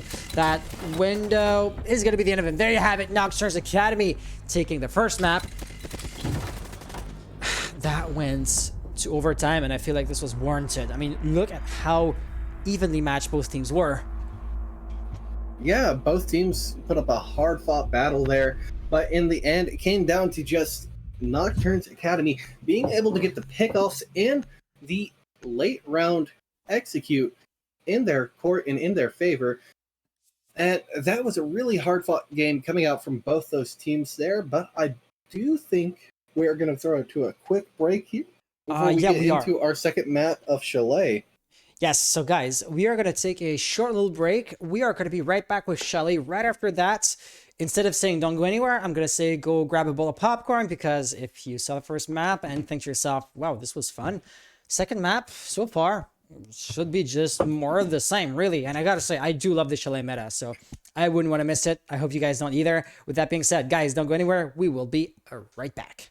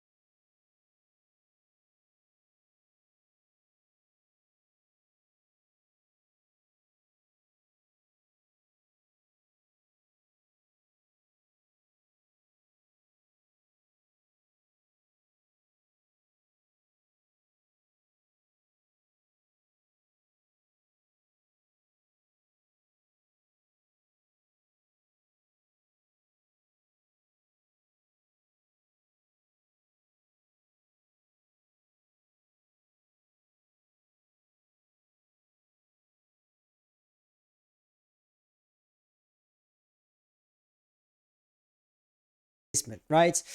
Hard breaching, yeah, can be interesting, say in games room and bar, but you would usually bring like a Hibana for that kind of area, I want to say. So yeah, slightly odd, but then again, if I was to explain it, I would say it is for basement specifically. Regardless, there's going to be a plenty of rounds and plenty of different bomb sites. The first one going to be master bedroom office. Were we just talking about some sort of a fight for piano room? Well, that is very likely to happen right up to bat. I gotta say, me liking. Yeah, we're going to be seeing a pretty standard lineup coming out from both of these teams as well. We're going to be seeing Yana and Nomad. That's about the only oddity there. Nomad on Chile, not really the best operator from what I've seen and tested. There are just too many spots where you want to air jab that the defenders can just easily get right past unless you're specifically targeting those single doorways on like Master or the Ego balcony. And so it's a lot of the times the interior rotates of the map. It's just not really what you want to bring to the table. I gotta say, with a few well-placed rounds, you can cover a larger section of the map than you would with a normal air jab. It is a manual process, but I mean, the first player that dies is going to be on drone duty, and you gotta have somebody watching those flank drones. So I guess I get it, but then again, there's always ways around the shortcomings of a specific operators. You know, right now we just dissect the way Nomad can be supplemented. Already, she seems to be tossing the first air jabs, it seems like. But with that being said, it's to cover runouts. So you were mentioning like tight doorways or window ways. I suppose this also works, but then again, it's not going to help you with the push itself, which is, you know, another pretty important factor, I want to say. But right here, Melo absolutely knows what's going on. All three ADS devices are going to go up, and as such, Bix gets the first kill with the grenade. Nonetheless, is Key looking for that refrag? Full picture. Yeah, you never know. Melo had the full picture there. You know, still kind of sat there and took the grenade, and Whitaker as well, getting an opening pick onto Owen there. So that's just a real disaster coming out from the side of YoYo Dog. But Kale with a nice shot onto Vex there. One of the players holding the trophy cutoff and potentially going back for more, and gets Vix as well. Now even man count, as we're going to see Senpai taking a little bit of a gunfight there with, I believe, Gun with a nice shot onto Senpai. Now putting Nocturns back into an even man count situation as Whitaker gets another pick, but unfortunately Needles was on the wrong device there. It goes for a stun when they wanted to impact open the window. So I suppose Needles revealed his position. Whitaker rappelling on the court. I mean, the rappel rope makes so much noise that you just know that somebody's there. So the defense is going to have full intel on what the attack is up to. Execution, of course, is a different beast entirely as Needles jumps and gets the kill. Shiesty alone help as he is. Yeah, that was predictable. So you got Nocturnes Academy getting the first round for the second map. Keeping in mind that they won the first map before.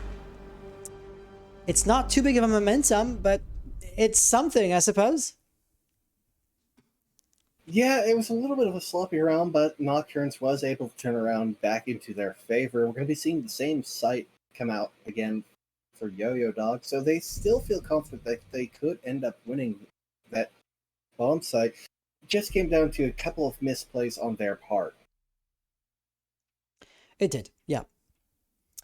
The grenade, first and foremost, was well played. But, you know, the roaming game, I want to say, was maybe a bit too extensive. Like, losing too many players just to deny access to, like, the stairwell of all things might not be the best utilization of, like, your resources. And bunching up human lives as a resource in that, you know, very broad definition there. So we're going to see YoYo Dog go with the same area again. And that's interesting to me. Because if they're going for the same defense or the same setup, which is what we're seeing right now, well, then definitely they are going to be looking at swapping up or changing not the strategy, but the execute. And this is where I'm curious. This is where I want to see how they're going to act different. Because just saying, oh, I'm not going to lose my gunfight unlike last round is not the right way to go. You know, a gunfight can really go either way. So you're going to be better off betting on an actual strategy that is supposed to be superior. And this is the crux of not exactly the issue, but the unknown, which I'm really curious to learn more about. Yeah, right now we're seeing Kale trying to go for a little bit of an interesting peek there on top of that stand. Not able to find what he was looking for exactly, but Owen currently waiting for a cheeky run out here onto Needles. Could end up paying off if they're not paying attention. We're going to have to sit in on that one. But right now we're just going to be seeing a standard solar side take, and as I called, Owen does go for that run out on Mud window, taking out Needles. That's a lot of utility and an impact player off the board. It's actually pretty big, huge. I want to say the LMG, it does so much damage. Like without being an entry fragger, Needles is co-top fragger of his team right now. Granted, the sample size like only the one round, but it still does paint a relatively good picture of what the LMG, or why rather the LMG should be scared as much as it is. But with that being said, the push itself is not going to be deterred, and the positioning, you know, we're already seeing the outline of how the round is going to play out. Solarium, the guys on Solarium will need help because they cannot repel in as long as Melo's there. So everything is going to be played, you know, won or lost by the attackers on the first floor, presumably through, what's it called, trophies. But then you also have some other players elsewhere. For example, Whitaker, they're on the balcony. Senpai are rotating. To me, this seems like they're going for plan B. The intended push is not going to work, so how can they salvage the round? And you know, going for plan B, by its mere definition, is less likely to succeed than plan A. So I don't know how to feel about that. Yeah, it's you're going to make it a lot more difficult, that's for sure. And Whitaker going for an aggressive peek here onto Kale does end up winning that heads-up gunfight, but as well, we're going to be seeing that the west main line of sight is set up inside a bathroom, but no one is going to be on it as currently the bathroom window is open, so they're going to be very weary of that position as it stands this moment. Melo not taking any damage there. Unfortunate because Bix knew exactly where that Jaeger was. Unfortunately, Bix was out of grenades, so there was no cheeky way to take Melo off the board.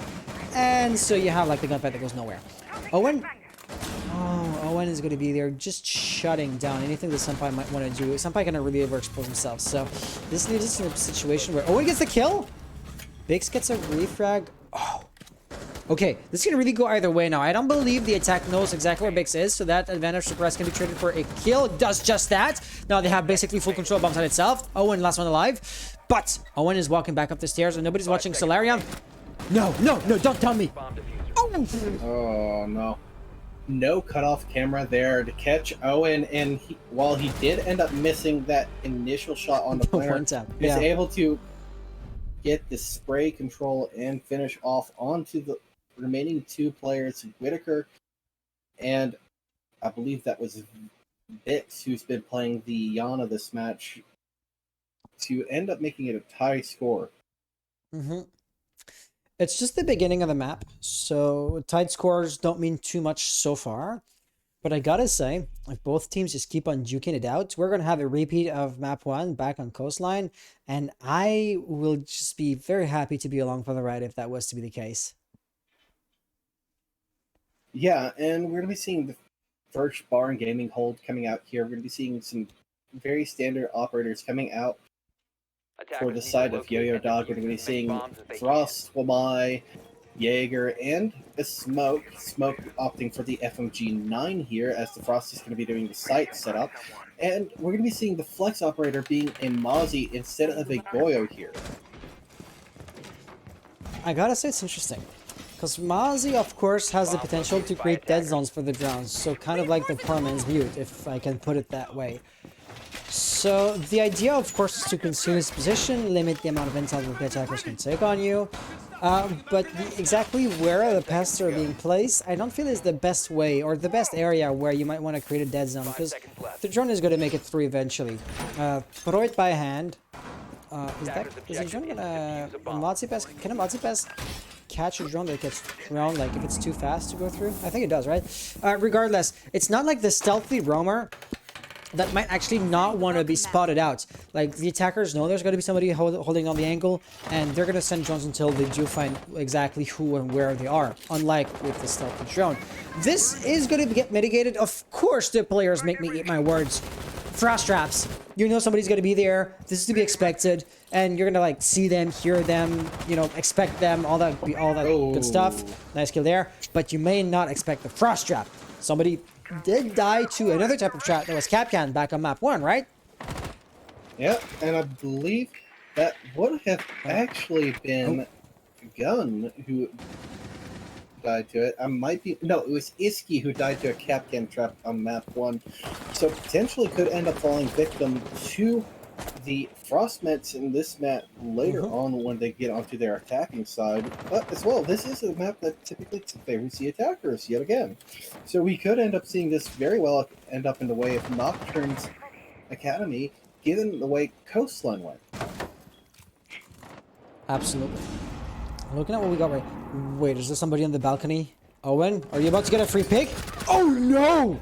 Oh, that is a complete and utter travesty coming out. We're going to be having Vix and Senpai, Nomad, who hadn't used any of their utility yet, really, and as well Whitaker, not using any of their utility, but Vex with a nice refrag onto Mello, able to slightly even out the scoreline, but Owen getting another pick in return, takes out Needle Snow. Vex left in a 1 versus 3 situation, minute left on the board, and Case outside on the balcony, I do believe.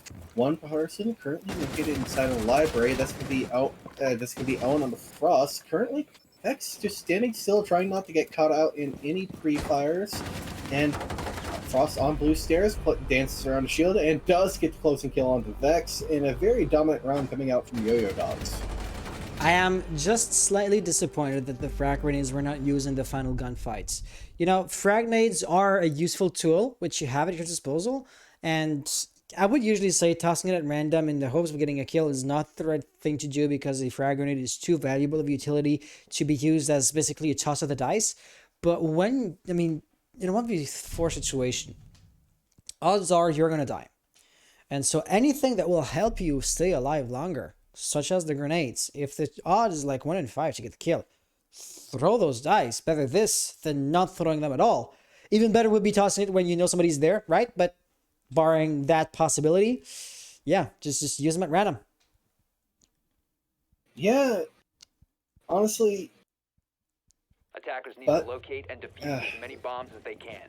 Whatever thought I just had just completely escaped me there. I just completely blanked out. But we're going to be moving on to kitchen and dining here as our tertiary bomb site. No one really likes playing the basement. It's a little bit too easy for the attackers to get control on what they want there. It's a little bit... It's a lot bigger than it used to be on the older version of Chalet, so it gives a lot more problems to the defense. Almost the basement syndrome on Clubhouse. It's either you do an extended roam to waste time, or you just do a 5-man anchor, and neither of them are really good possibilities. If you do a 5-man anchor, you're giving full map control away, and if you do the extended roam, you're making it where site rush is a very easy possibility, or you end up losing early man advantage. It's not a good site overall. Absolutely. If we were to look at round number 4, so right now YoYo Dog are going to be in the kitchen, and this is something I find weird. Like, okay, they maybe not that much now that I think about it. Like, the alternative would have been to go in the basement area. And yeah, I totally get why you want to go in kitchen, actually. Top floor is going to be important. I want to say kitchen here, I want to say is like the baby brother of reading in Cafe Dostoevsky, because being fully destructible from above, the top floor control is going to be also important. And YoYo Dog will want to keep control of the top floor as much as possible, at any cost, actually. And this is exactly what we're seeing right here. You got 3 defenders. Top floor, there's going to be kill Iski and Mellow, I want to say, which is going to make the top floor so much tougher of a nut to crack than it otherwise would be. Whittaker here trying to creep forward, but there's like the trace of the bullet there, so they know exactly somebody's waiting for them. And oh, right there! Oh, I thought Kid was going to get it, but Owen gets the kill instead. Needles rather gets the kill instead. And everybody's just dying on bomb side, but it looks like Mellow gets a nasty double kill. Gunshot I see last one on the first floor itself, and Mellow, so low on health, can be dealt with so quickly. Thing is, in all that commotion, the attackers lost the diffuser. Whittaker gets the kill on Mellow. Gunshot I see in a 1v3 situation, full of health, has 3 smoke canisters in the pocket, and of course he can delay for some amount of time. Some amount of time, however, is very a limitation because there's 1 minute left on the clock, and the smoke canisters can delay for barely just under than that. The drones are going to be coming in. They're going to take information on Gunshot I C's position. And now the attackers, that is Nokturns Academy, are going to know exactly what to expect for their push. You see the silhouettes massing up there, preparing for the push. They're peeking in. Senpai takes some amount of damage. Gunshot has a very low magazine. Gets the kill on the bear of the diffuser of all people. 30-some seconds left on the clock. But Needles, there in the rotation, gets the kill in an off angle that apparently Smoke was not expecting. Yeah, that was a very good execute there from Nokturns, especially after losing a lot of man count there to Mellow off that quick refrag, and it was a good pinch to come out to get him flushed out off of the top floor and put Gun into that 1 versus 3 situation. Way better execute coming out from Nokturns Academy there onto that kitchen dining, but now we're going to be seeing the full site rotation having completed, and we're going to be going back up to the top floor, seeing the same lineup coming out from YoYo Dog here and from Nokturns Academy that we saw in previous. Yes, since it's a 2-2, you could hardly say that anybody is advantaged on paper. Thing is, this area would be considered defense-sided, and as such, Nokturns Academy, I mean, they're pulling their weight and they're pulling strong.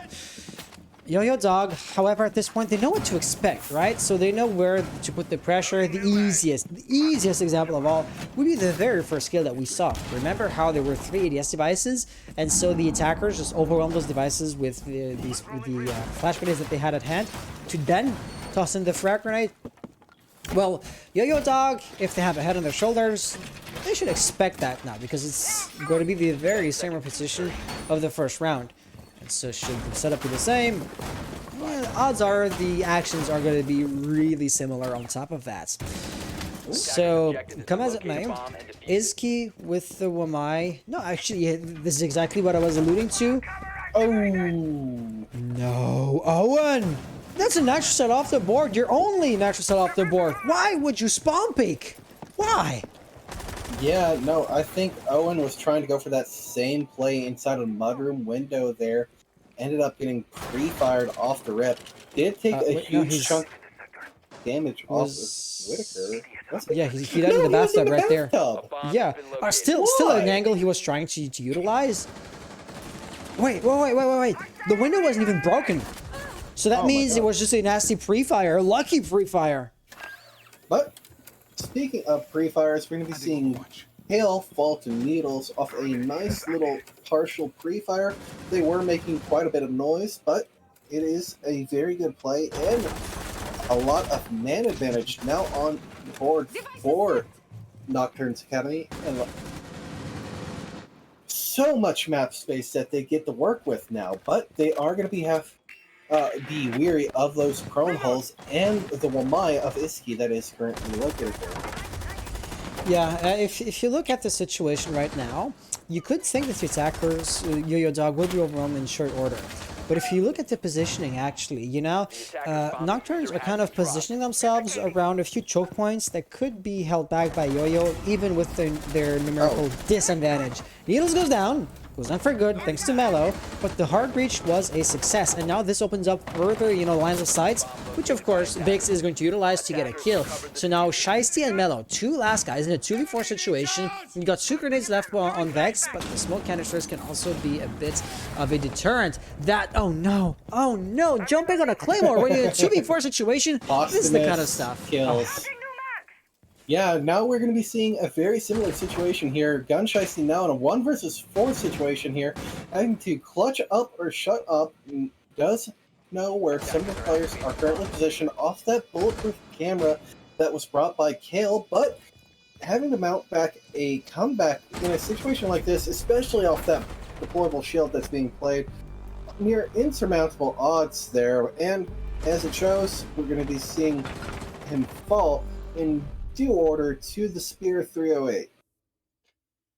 Did I mention that I like to see those guns fights for piano? I mean, this is exactly why I like it. If you're not cautious, the attack is going to turn that shield against you. Plain and simple. The shields don't really have a side or an angle, right? Yeah, they're slightly concave, but if you stand on the quote-unquote outside of the shield, you're still going to be protected just as if you were on the inside, unlike like a mirror window, which really only goes one way. And this is exactly why falling back sometimes can be really dangerous. Like a deploy, like you cannot really turn, I'm gonna say, like an EDS device against the defenders. This doesn't work like that. But barbed wires and shields kind of do go both ways. The barbed wire does not slow down the defenders, but it still does make sound when you step through it. Yeah, and barbed wire, while it's not always the best utility, it is still a good auditory cue and a delaying tool, as you mentioned there. Still really good, but as well, the proximity alarms that Kale's bringing here are pretty nice bits of utility as well, since instead of just having to look down and around from cover, you have to kind of look up, down, left, right, everywhere, try to figure out where that proximity alarm is before clearing it. And especially that one on bottom blue stairs is extremely difficult to clear that off and not get swung by one of these defenders on Yo-Yo Dogs. But we're going to be going right into the action phase here. Going to be seeing what appears to be a Ego Balcony and Library side take coming out from the side of Nocturns Academy. Yeah. However, like they're still moving, so maybe not at the end of the day. I don't mean to say that you were wrong, of course, right? We never know what the players are going to do for real. And it looks like they were like just droning out, gathering intel, and thinking about what their next move was going to be. So we got off this balcony, and they're trying to pinch Shicey out, I want to say. Because... Oh! Yeah, gun Shicey, they may be surrounding you, but they're not going to land a bullet on you, that's for sure. Kale's holding the flank. And now any kind of attack on Library is going to be so much harder because Shicey's flank is now totally free of any kind of menace. Owen also gets a kill. 3v5 situation. Could Bix maybe lob a nade or something? There's likely going to be an ADS device sitting next to Shicey, isn't there? Yep. Yeah, because that bounce was otherwise flawless. Yeah, and that's why you have an ADS sitting there, because the shield play is not going to be too great if you're just going to end up being dragged off a bounce like that. And we're going to be seeing Iski with another onto the round, getting a second kill, I believe, and his second kill of the match. But we're going to be seeing Owen getting traded back. Bix from the main door, Needles, currently, I believe, inside of Mudroom. Yep. If Needles doesn't get spotted, if he doesn't get spotted, that could be like trading your advantage of surprise for a kill, which could be worthwhile. You know, with a minute left, you can afford to sit here for another like couple of dozen of seconds, but not too many dozen of seconds. You know what I'm saying? Bix on the top floor. I guess they're gonna try to link up together. There's still the big problem of those stairs right there, and this is exactly what I'm talking about. They link up, they work together, and now it's a 2v3 situation where the attack has the top floor. This is seemingly doable now. Very, very possible. Some pretty interesting Wamai discs being thrown out by Kale there. They're not really going to get too much accomplished. One grenade, and all of those discs and a shield will blow because of the shrapnel system. Needles taking a little bit of a crossfire from Mello, but gets finished off by Iski with his second kill on the round. And now 1 versus 3 situation. Bix not going to be able to close it out as he gets shot from kitchen hallway. Mello with a nice play on this round to make it where Yo-Yo Dogs gets this half secured, 3-3. Yep. This is looking really good for Yo-Yo Dog. The score is being tied. you could argue, but now that they're going to be on the attacking side, as always, I am out of touch with the meta. This map is defense-sided, correct? This is actually typically an attacker-sided map.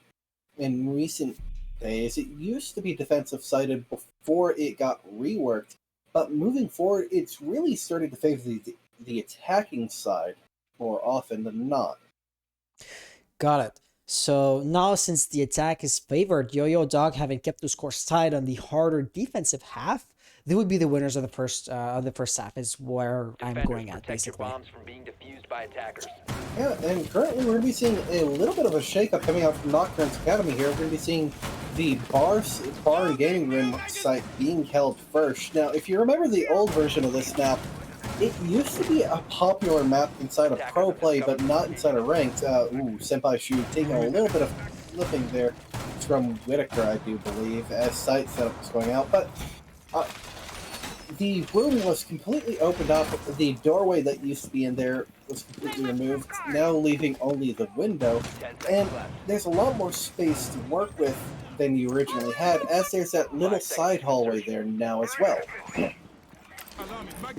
Yeah, this is kind of weird. You see the difference between Pro League and Ranked. There are these different bomb sites that are kind of balanced. Ooh, oh, and no, not again. Spawn peaks have not been working out for this map at all. Needles should have known it was coming. So yeah, you got this these few bomb sites that are well balanced, fair and everything, but that are pretty intricate, and as such, you gotta have a pretty good team cohesion as the defense or the attack, depending, to pull it off, right? I want to say that Theme Park would be a nice example of that. The map is laid out such as you have to have a pretty good team cohesion to make it work, and as such, pro players are gonna play it just fine, but on ranked, it's just a total disaster every single time you see it played. Big's taking still more damage, and at this point I gotta say, Big, stop peeking. Like, they're gonna encircle him shortly enough. He does not need to give his life away to the guy holding the statically, might I add, holding the angle from the window.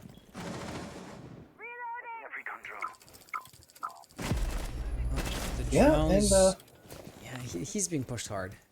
Yeah, a very heavy push coming out from the side of YoYo Dog. And here as well, we still have Vex on this blue shield. It is getting cleared out here, and a nade is fixing to come away, but Whitaker with a second kill on the round gets a nice C4 from below.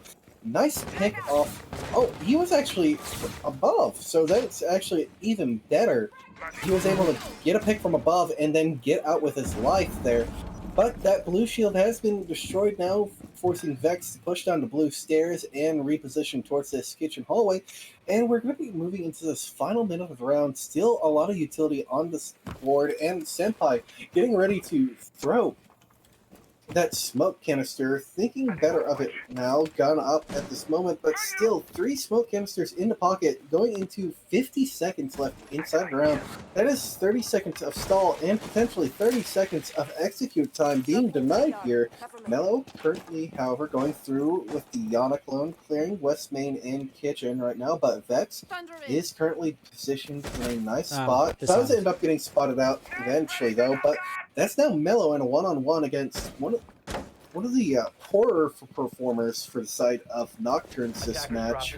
But Bix gets a pick onto one of those players trying to get into the site, and now we're left with Itsuki in a 1 versus 3 and Mello in a 1 versus 1. He has to win, and he does, but still 1 versus 3 right now, and the pinch is not coming out from Mello just right now. They're going to be pushing 2 men through, but Mello takes huge chunks of damage from Bix, now going into the site. Goes down to Whitaker, now getting traded out. Bix goes down, Senpai goes down, Whitaker now just has to play time here.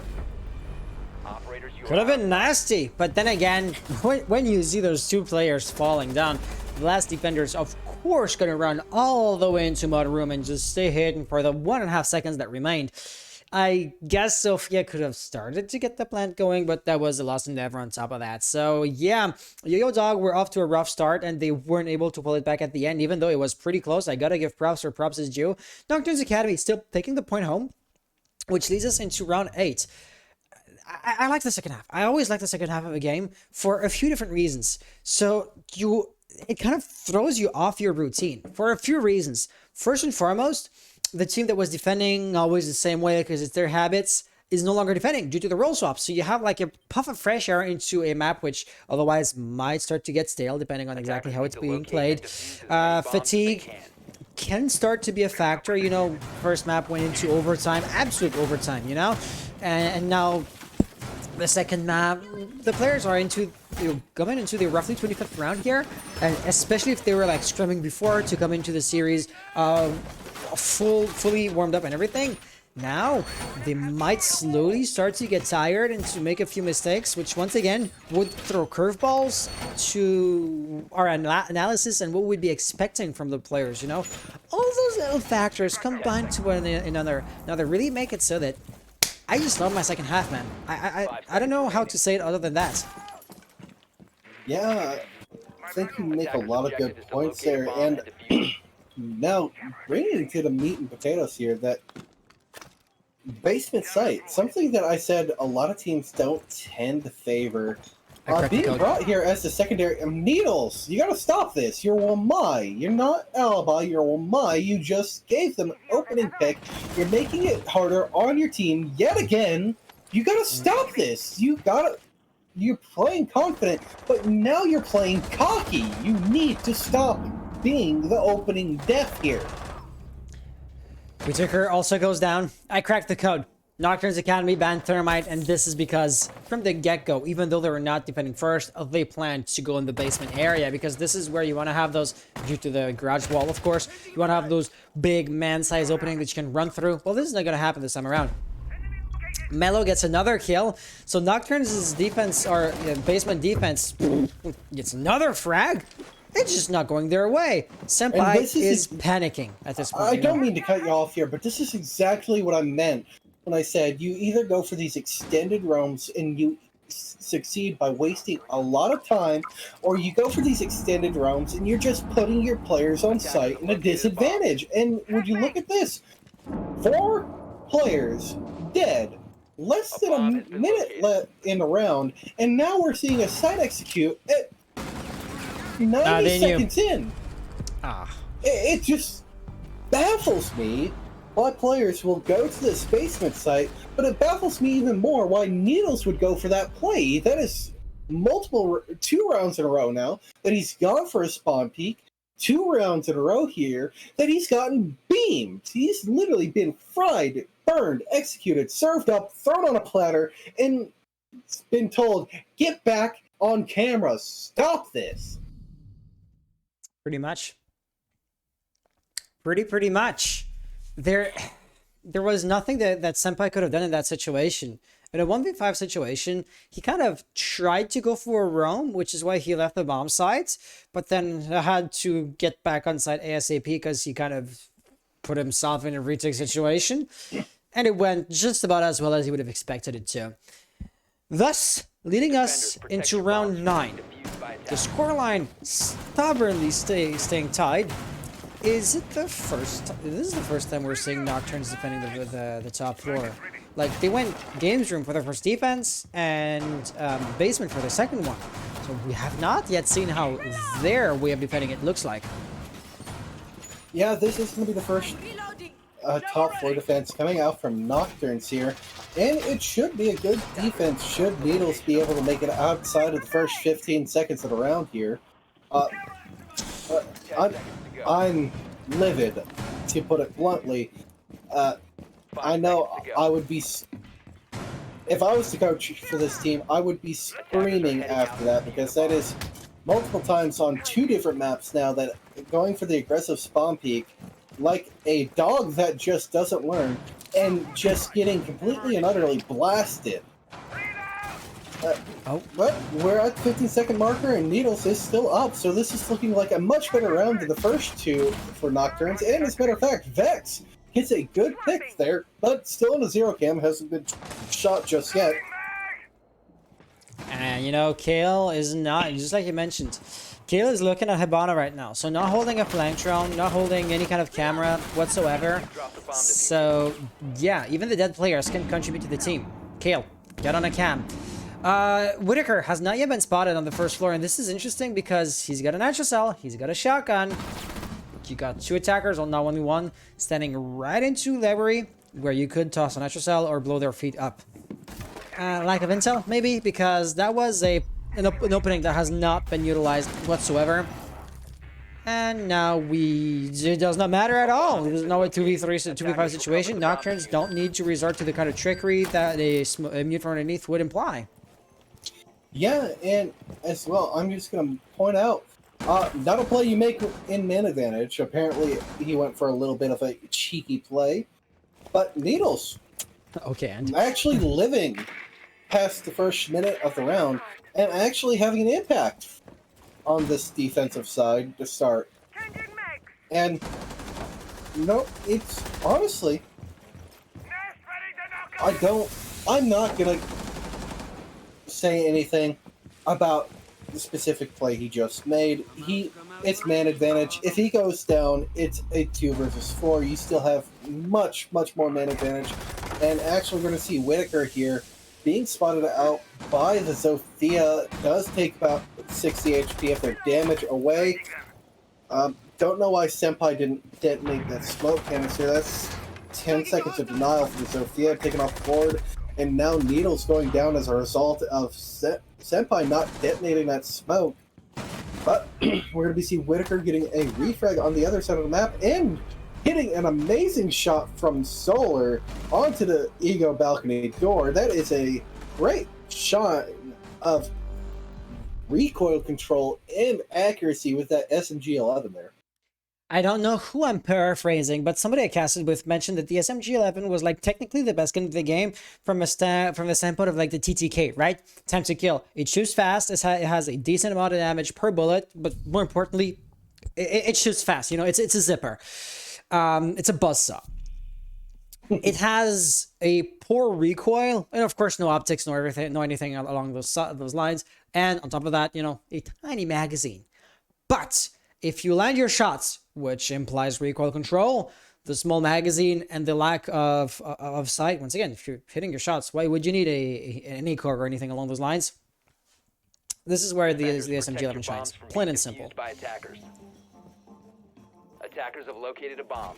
Yeah, and that SMG-11, whether it be close to mid-range or even potentially long-range, as there are some players who have mastered it to that degree, to be able to take those long-range engagements. And yeah, that was quite close. Almost more team damage coming out there from Whitaker on to, I believe that was Needles at this time for their game's defense. But the players who take the time to master the SMG-11 recoil, which seemingly changes every other season for some reason, are such huge boons to their team. Individual players can do so much when they're good. It sounds like the absolute dumbing down, and arguably kind of is. Good player, be good for team. But I mean, it goes so much deeper than that I feel like I'm making the subject a disservice. You know, a great player can just have the morale impact of, oh shit, I'm going up against that guy. You know?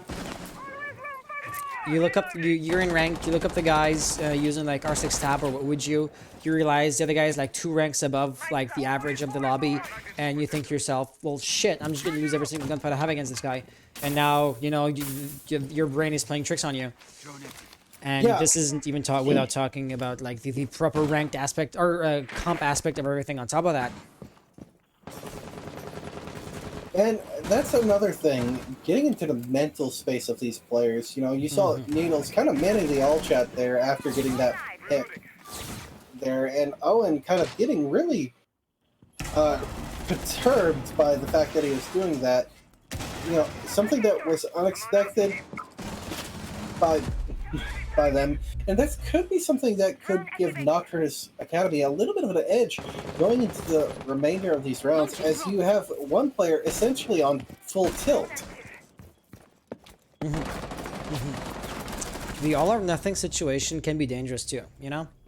If you lose the one good player, the rest of the team can be kind of done, you know? Whitaker I am rounding up quite aggressively, but close to like double the next guy in line. This is not good. As he goes down. So now a 3v4 situation. 1 minute 7 left on the clock. This is doable for YoYo Dog, but they cannot afford any kind of other mistakes now. Bix, being low on health, this can be brought back to a 3-3 surprisingly quickly. And now the attackers are going to split up. Of course, you know, just stacking up on the one doorway isn't the way to go. But when you split up, without having man advantage, you are denying yourself any possibility of getting a refrag, which puts even more emphasis on your individual gunfights. I lost track of Mello, but last I checked, Mello was like rotating somewhere and gets the kill, actually. So congrats. That was Bix, the guy that was low on health. 3v3. Everybody's up to full health. Technically, YoYo has more health on top of that because Vex is at 1 armor, but it doesn't matter, they just die. And now you got somebody on the right side in Mudroom. I don't believe Kill knows that, and yeah, there you go. Iski, last one alive, 1v3, 11 seconds to go. He's not gonna get the kills, doesn't have the diffuser anymore. He had it just a few moments ago. Regardless, getting the diffuser planted was just an unrealistic expectation. So this round was lost before the final gunshot has been fired. Yeah, and again, that comes down to just playing the man advantage and pressing that advantage into a round victory. Now putting YoYo Dog onto match and series point here, being at 6 rounds to 4. They have all the pressure on their side to make sure that they get the next 2 rounds and close it out to get the overtime for YoYo Dogs. And right now, if I'm Nocturns Academy, I wouldn't even be treating it like, okay, we just need, all right, we get this, we get the series, we're good, we're set. I'll be treating it like they're the ones who are playing for the match. And so they're the ones trying to play calm and collected, make sure that they're in the right headspace, and so they can safely and easily take this 7 before, that is. Mm-hmm. I mean, you always want to be cautious because you never know what's coming next from the enemy team. As always, you know, I'm repeating myself because it's the same game, same phenomenons playing over and over again. Players will crumble under pressure, or diamonds will be created under pressure. But you never know which is which before the game actually gets played, which is why you never, ever want to take anything for granted in this game.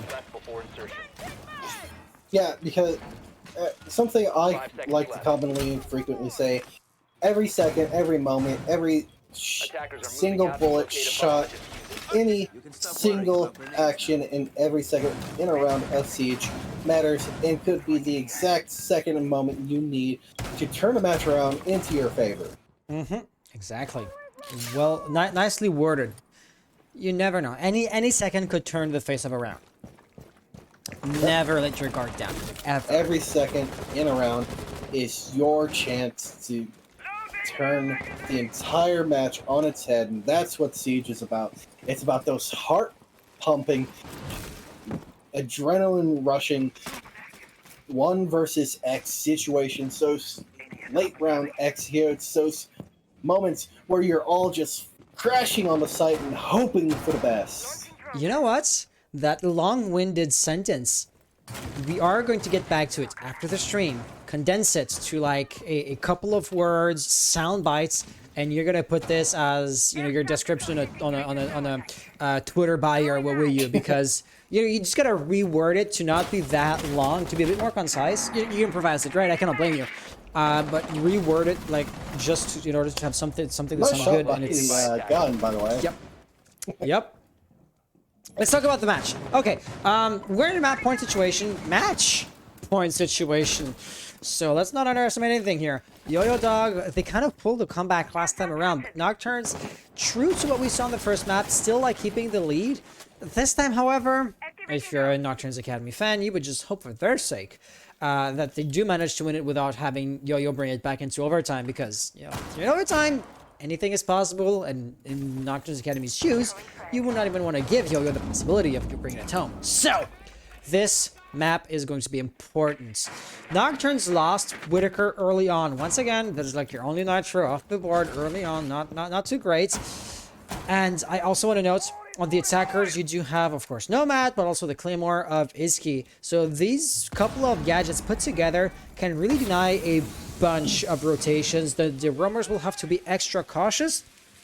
And this is the kind of bomb site that you don't really want to play directly on site, because it's not exactly easy to defend from there. Roaming around or above, like Vex is doing, should be more promising. The yellow ping clearly indicates where Izki is. Izki is asking, is there somebody right by piano? There's not, but Vex gets a kill on Mellow. Looking for the refrag, but it looks like he makes it out of there alive. Okay, Needle's also getting a pick, and Senpai getting another pick, but getting immediately traded back by Kale there. 15 seconds left on the clock. Kale getting a triple kill on the round. And we have Vex now getting air jabbed from up top. They're going to be knowing exactly where this alibi is going to be rotating in from, and now having to play through the P-holes. Does get spotted out by the Sophia, and Izki able to land the shots. 150 mag bullet dump landing onto Vex there, and a very clean round coming out from the side of YoYo Dog.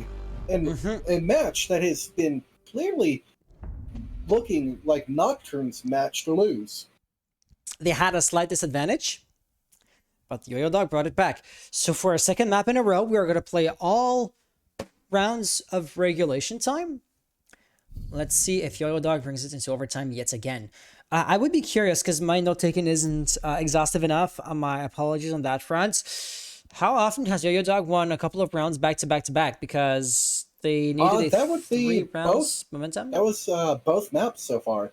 YoYo Dog was down 6-3, ended up clawing back 3 rounds consecutively, and yet again down 6-4, and potentially clawing back 2 rounds here. Yeah, this is the kind of stuff that Nocturnes should be afraid of. Like, they have the lead. They won multiple points in a row. Why can they not keep doing that or they won multiple points faster than YoYo Dog won their points? Why can they not keep on doing that for just the one more round? That is the big question right now, because barring Nocturnes winning the rounds, well, YoYo claws it back. And if they claw it back up until OT, once again, the uncertainty kicks in big time. Yeah, and right now it's just going to be whether or not Nocturnes can make sure that these opening engagements are completely going in their favor. Because right now, as it stands, Nocturnes is just losing the early man advantage in these engagements. Earlier in the match, it was Needles going for the hyper-aggressive spawn peaks, and later on, it was just losing out on these team engagements. Right now, as we're going to see, oh, what a nice shot by Bex. I was not expecting that one to land. I've been in that situation as the defender going towards the library side repel player, and it is a pretty difficult shot to land, especially if you've already been the first one tagged up, as Bix was, but able to stay calm, cool, and collected, gets that frag onto the line. That's going to be a lot of roam clear and site execute potential taken off the board here. As I want to say, the phone drops. We heard that. We heard that. But at the same time, the arm of my chair. Yeah, I just hope for your sake that the screen isn't broken. Izki takes some damage, but Kale takes Bix's life. Fortunately, my new phone, the screen is perfectly fine, as I'm going to be showing you here. Yeah, so you can see it, of course. However, this is my old screen. So did that screen just break when you dropped it just now? No, this is the old phone. Okay. That's the reason why I have a new one. But then again, you wouldn't want to like drop the new one right off the bat. Know what I'm saying? Mellow gets the kill on Niels. Yeah. So getting off our little diversion there, as you were saying. Don't let them take this to overtime. You guys like had the upper hand through and through. Don't lose it now. I say as Senpai goes down. So, as disappointing for Nocturnes and Nocturnes' fans as it would be, Vex and Whitaker are being pushed back slowly. Slowly but surely. Izki goes down. You got somebody on the window, and this is exactly where Kill is going to shine. Just holding the angles. Passively, slowly, waiting for somebody to peek. Because Iski does not need, or Mello, rather, Mello's on the window, right? Mello does not need to peek you. Mello only needs to defend Owen. And this is exactly what's happening. No, Kale was on the window. Okay, I had the wrong name from the beginning, but, you know, the dynamic of the situation was the right one. By the way, you see Gold Blaze saying in chat, you guys heard of the buff on Ash and Zofia? I might not be watching R6 News closely enough to have heard of that one, Blaze. Do you know what he's referring to? I have not heard of an Ash or Zofia buff having come through. I do know of a Zofia nerf that is actually coming through. That is going to be the concussions on her launcher being nerfed, as well as Ella's concussive groove spot mines. The concussive effect of those two gadgets is no longer going to take you out of your sprinting animation and prevent you from sprinting. Interesting. Coming into the next patch. As a matter of fact, that is currently on the test server live right now. If you wish to test it out, download the R6 test server, and as well, if you report bugs to R6 Fix on the test server, you could as well get some in-game rewards on your live client. The test server that I have just installed today because I was running low on hard drive space. Yeah, I know the one. Okay, with that being said, so now Nokturns Academy have been brought in overtime officially. They are going to be defending once again. I mean, Nokturns Academy are the kind of team that will go into an offside just to throw you off. It being, you know, gaming room, whereas most teams would go up top in master bedroom first and foremost. So with any luck, if you want to see this from their perspective, YoYo Dog will be less equipped because they'll have, you know, handpicked the composition to attack the top floor, and now we'll have to quote-unquote make do with those operators to attack the first floor. I say make do because, you know, Zofia is going to be good no matter where you're going. Hibana maybe a teeny tiny bit less so, though. You know, that's kind of like the angle that Nocturnes were playing. Right now, do you know that Whitaker is like placing down the ADS devices as the flash grenades are coming in? That's interesting because the first one flashed him, right? So now the attackers hear no ADS devices. They think, oh, it's clean. So they toss the second one. But just now the ADS device was opened up. Does not matter. Mello gets the kill with a frag grenade. Nicely done. I see you, Mello in chat. Nicely done. So now you got Vex. He's going to be the next line of defense. Vex is up there too. They will. Yeah. Oh, yeah. He's playing aggressive, actually. They're planting. Is there nobody aggressive? Hatches. Hatches. The defense still has the floor. Coming in. And, oh, the plant nearly getting stopped, but it goes down. Barely doesn't end up happening. Now in a 2 versus 2 post-plant situation, barely missing their shot there, Vex. And Senpai and Bix currently having to fight an uphill battle. It is looking like YoYo Dog's going to end up winning this one out, but they're forcing Iski to go through an aggressive swing here, now having to play close. And honestly, good trade coming out from Senpai, but Bix not able to go through and land the shots. Now flashbangs coming out, and Bix cannot win this gunfight as there's an air jump on the window. Yeah. They're going to run out of time, no time, and now it's going to be YoYo Dog for the first time this match since the opening round in the driver's seat and the lead to take us on to a third map. This is the YoYo Dog I remember from Coastline. Remember on Coastline when they were attacking, they only won their rounds if they got the diffuser planted. Because planting the diffuser and then holding a planted diffuser was their specialty. All or nothing. Diffuser gets planted, YoYo Dog wins. Diffuser does not get planted, YoYo Dog doesn't win the round. Well, this is exactly what we're seeing right now. You know, it took us a while before we saw them plant again, but now they're back at it and they won the points, thus putting YoYo Dog in match point for their first map points.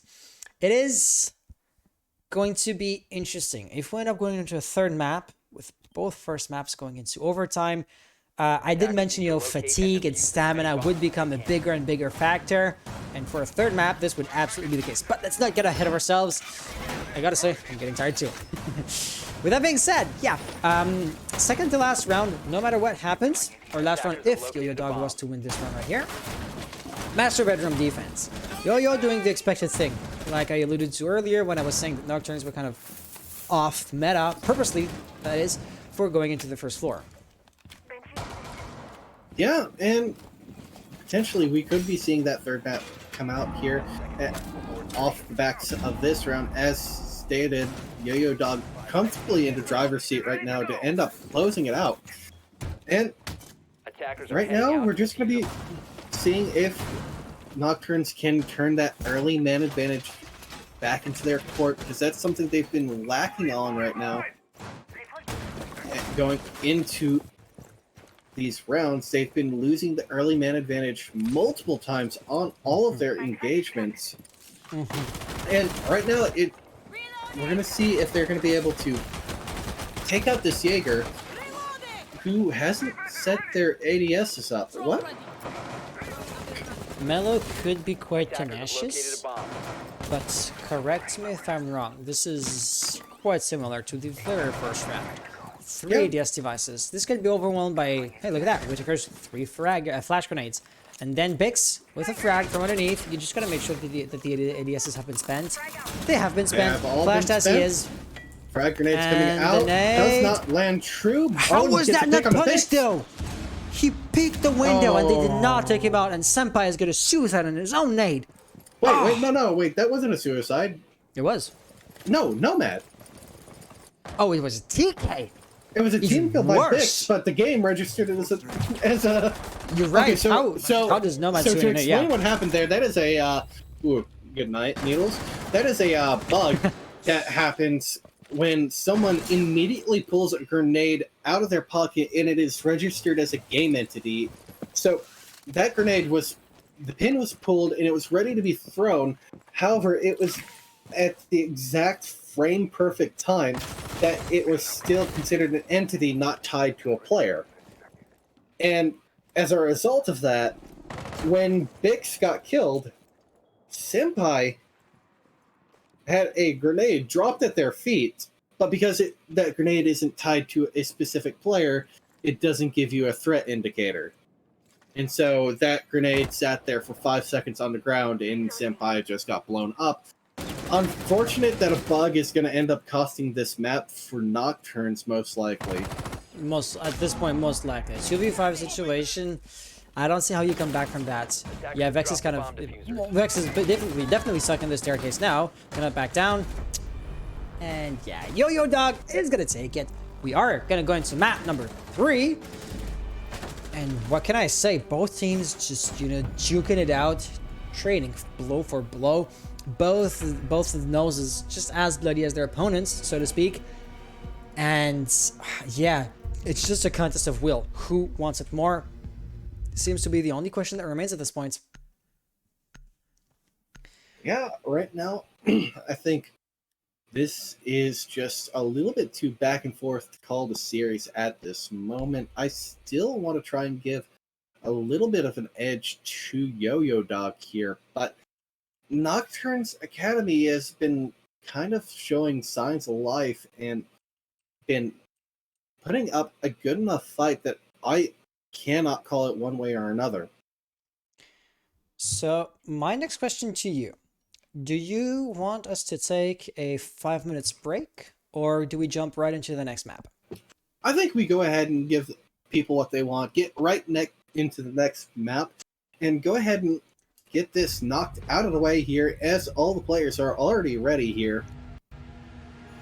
So jumping right into it. Clubhouse. Clubhouse is our Oregon. tiebreaker. Oregon is our tiebreaker. Thank you very much, because I was definitely not going to realize that. Not on my own. Yeah, no, they do kind of go back and forth interchangeably, being the true. two most popular competitive maps. With that trend only really deviating here recently inside of pro play. If you remember at the Sweden Major, it was actually Bank that was the most popular map. Can I make a confession real quick? I have Go yet right to ahead. cast a new Bank. Like, T3 does not want to play Bank at all. I hope that, like, in the best of 5 of the grand final, we can force their hand or something, because I have yet to see Bank played in the entire season of DAL. If I might say, I doubt we'll see Bank played during this season of DAL, because granted, it is a good it is a very nice map to see. If we go ban pick ban pick decider, we Yeah. will never see bank almost indefinitely. That has been a permaban for a lot of teams, mine included. I want to say, if you were to be like the only team that strats bank, but you strat it like in secret, and then you like have a very ostensibly say strong ground Argon, so you have a really strong Argon, but the enemy team, when they're like VOD or counter strat, you never see you play bank because it's never played to begin with. They might think to themselves, your Argon is so good, I gotta use my only ban on Argon to prevent you from playing it. When they you are could end then up bringing out presumably that going to ban pocket bank. pick. They could end up bringing out that pocket pick, catch them off guard, but at the same time, you gotta think the other team could have been stratting for it, and the reason why they haven't banning it is they haven't wanted to reveal anything. That still happens. Yep, even in T3, yeah, misinformation can really go both ways. It's not even just T3. It happens in T2 and T1 as well. Well, of course T2 and T1 are going to do that. Yeah, absolutely, but you wouldn't expect T3 to do that, to do it that much, right? Like, the strat books don't run too deep that what you see is not what you get. That there's like another hidden layer beneath that. No, they kind of get off the minutia of map ban strategy and the mental gymnastics that kind of go into that, which honestly comes down to a lot of VOD reviews and potentially even scrimming the team. It again really just comes down to some semantics. Yeah, I've been noticing a trend with a lot of the T2, a lot of the players, mostly in the T3 community.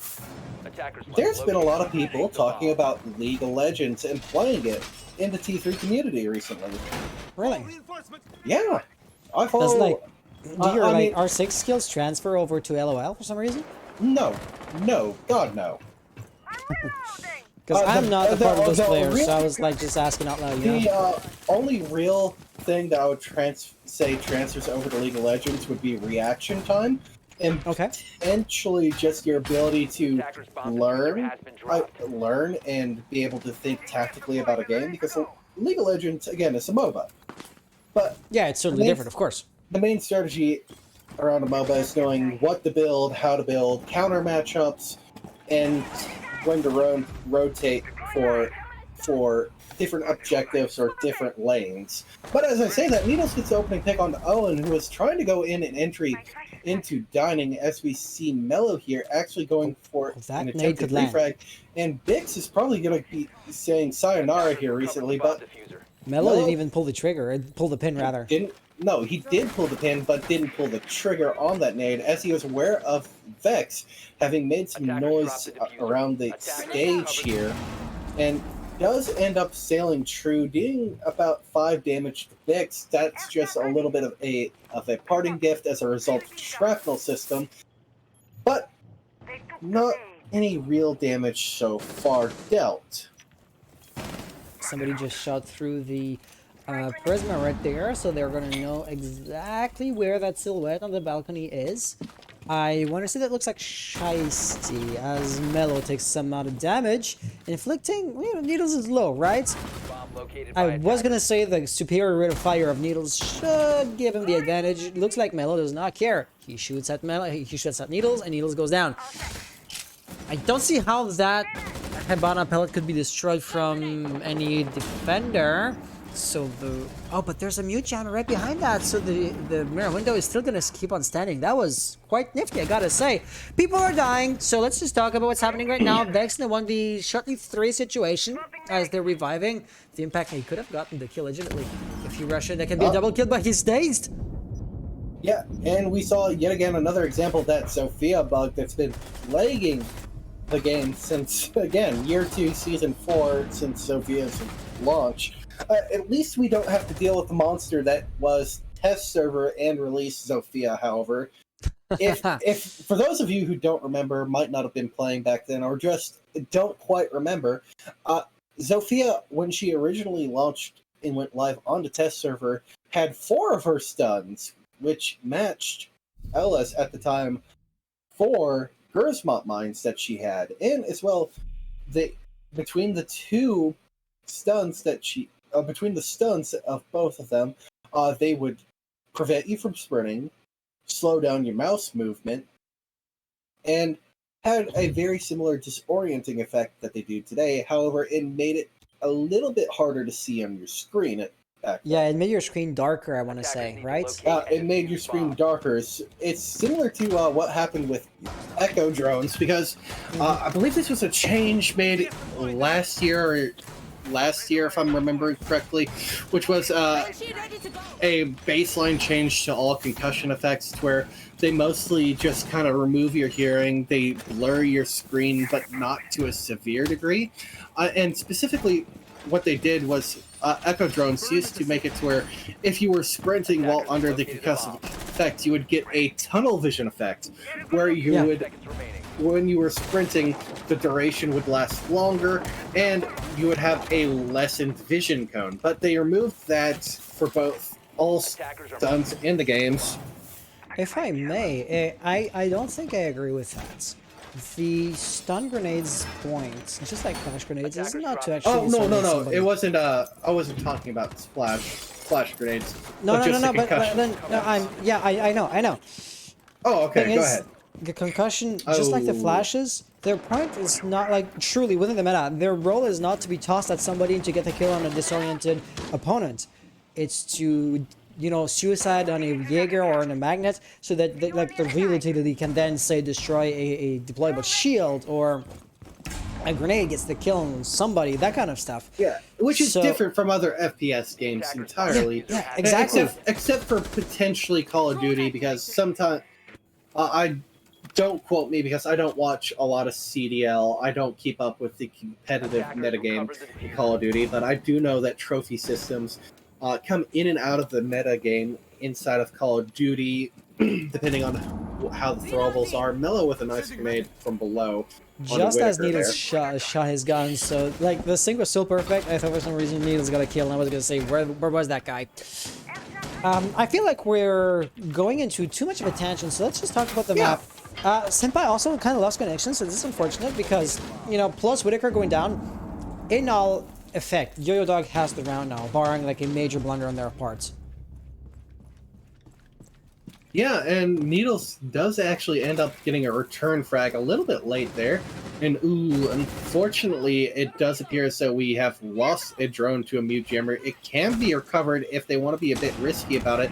But that's now only 3 drones on the board for YoYo Dog. That's going to be a lot of utility, information gathering, that is, denied from both the players shooting the drones and as well the drones being muted. And we're going to have Dex, who ends up shooting the Yana clone, who didn't necessarily see him, but Iski on the entry does get the player playing inside of Kids, gets refragged in another trade coming back for, well, as I say that, Iski ends up closing it around. It was just a really quick execute on the big window there, and Nocturnes Academy just wasn't really in a good position to try and re-collapse down and shut down that entry. YoYo Dog thus 2-0. Interestingly enough, right? Nocturnes Academy were into the driver's seat throughout maps 1 and 2, up until the overtime situation where YoYo Dog, got the one map that they won. But this is just the early stages of the 3rd round. YoYo Dog are already leading by as many points as the early nature of the match will allow. I don't want to underestimate that, because it's a pretty drastic contrast with what we've seen for the entirety of the best of 3 so far. Yeah, and we had YoYo Dog go up the first 2 rounds on from being defused by attackers. Coastline. I was almost going to say Consulate, but that's been out of the map pool for about a year. We had him get them go up 2-0 on Coastline, and then on Chalet, they didn't get the round advantage until it went into overtime, where they went up on that first initial round. And so this is a kind of reflection of the same scoreline that they had in 10 seconds Coastline. left before- The only question is, will they be able to keep that momentum and snowball going from this map into Coastline?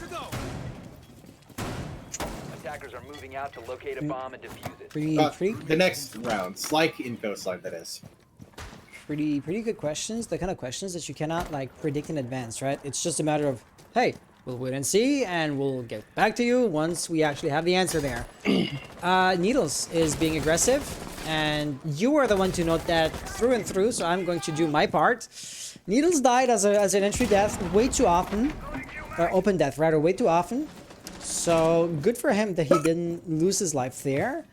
But not getting a kill in return, I don't know. It's like, it seems like a big risk to take to me, especially since he usually lost those risks. But Whitaker is there to save the day. Mello goes down. Mello being the top fragger, and by a long shot, might I add, 7 kills when the second only has 1.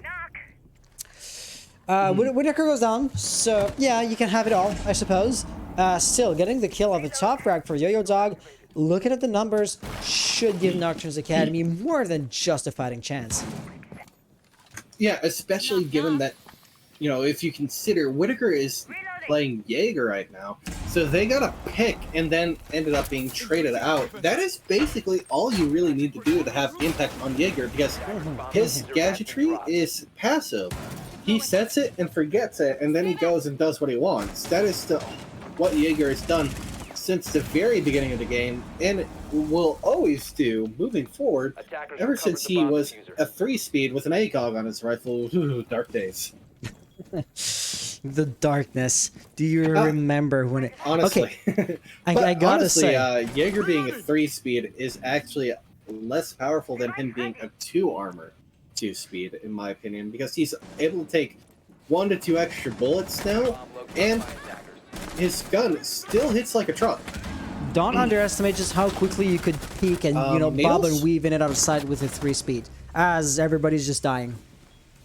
Yeah, don't know what Needle's plan was there. He's playing, well, my impact's not my let me throw this at you and you forget I exist, magic dust. But we're gonna see the tower side execute coming through. Vex does shoot drone, so that's gonna give away their position. Senpai with a nice shot on the gun. Now currently a 2 versus 3, last smoke canister being burned, delaying to push that much longer. Gonna be going for the site execute here right around at 18 seconds, and I believe, yep, stun's going up, going on default. Vex is gonna be going for the C4, but it's gonna be late, and now it's a post plant. Yep, post plants. And once again, the only ones who plant the diffuser are YoYo Dog, and YoYo Dog usually knows how to defend it. I don't believe they have yet to lose a single post plant situation as them as attackers. But that might be a first. Owen, last one alive, reveals his position, does not get the kill in return.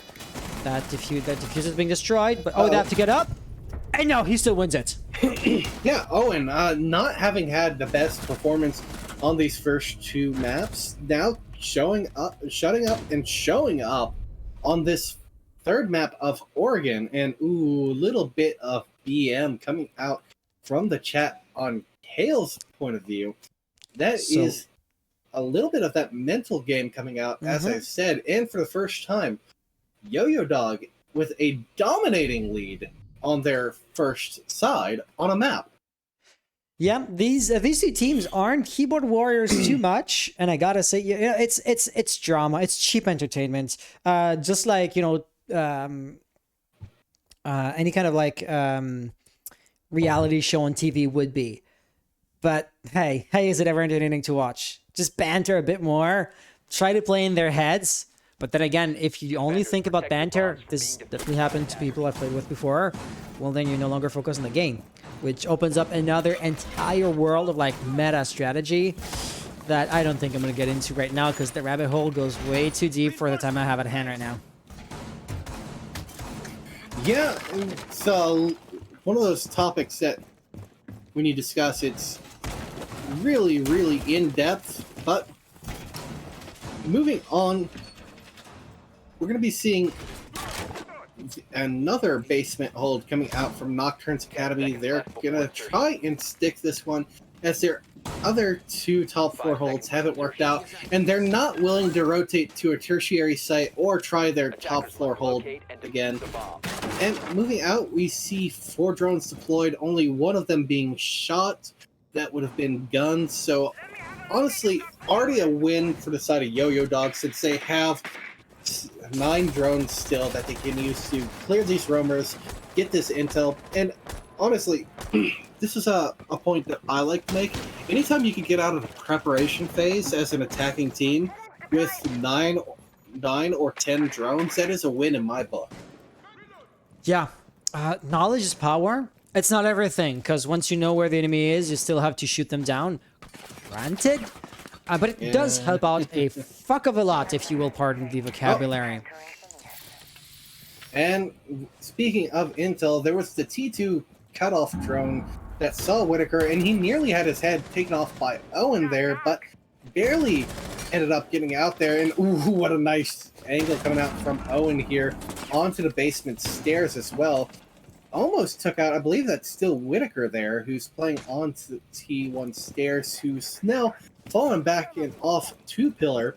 Try and play a little bit more passively there and not give up man advantage within the first 50, like 60 to 80 seconds. Man advantage has not been lost, and this is like both a good and a bad thing, because nobody also died from the roamers, you know what I'm saying? And so this kind of becomes a double-edged sword. You know, it looks like we're going to have a full-on 5v5 push on bomb site itself. So by having 5 defenders, the bomb site itself is so much tougher and not to crack, because nobody died of the early roaming stages. But then again, the attackers are going to have their full force and their full rounds bearing down on those defenders.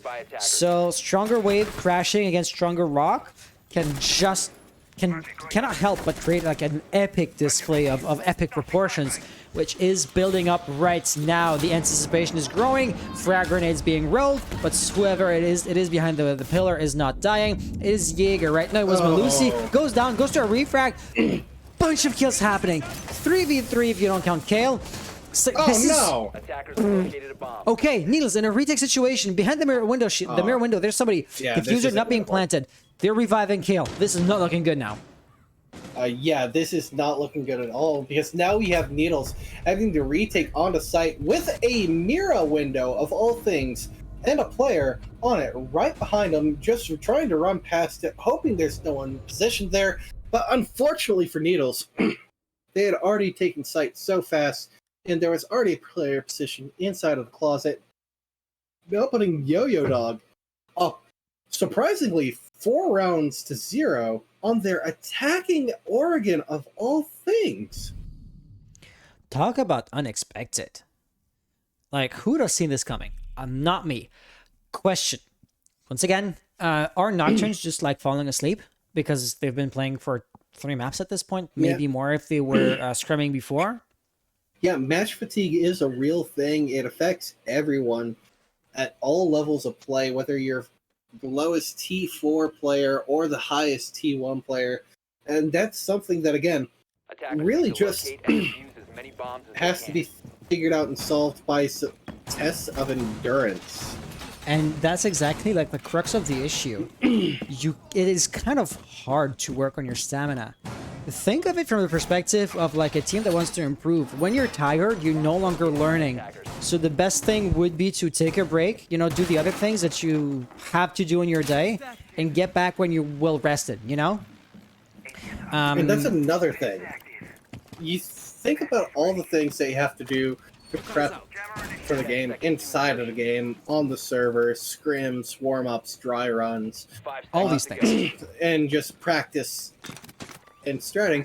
But you also have to remember the off the server setup. Whether you're in good health, are you in good shape, are you sleeping well? These things do affect how a match goes, and has actually been cited as to why some Pro League teams have lost some matches. If you remember, back in, I believe it was,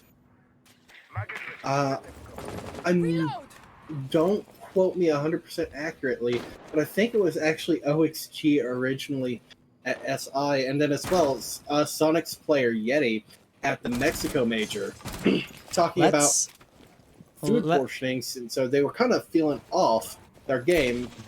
But we're currently seeing Needles being completely and utterly droned and cleared out of small tower here. 2 players holding the cutoff. So this player is just straight up stuck, but he gets a good chunk of chip damage on the Iski here. He will die there. The big question is, how many lives can he take with him? Answer is none. Not so great. He did inflict some amount of damage. You know, inflicting your weight and damage, but spread out across multiple players is not ideal because they still have 5 guns left and you don't. On top of whoever else also dies on Nokturns Academy. YoYo Dog just on a roll right now.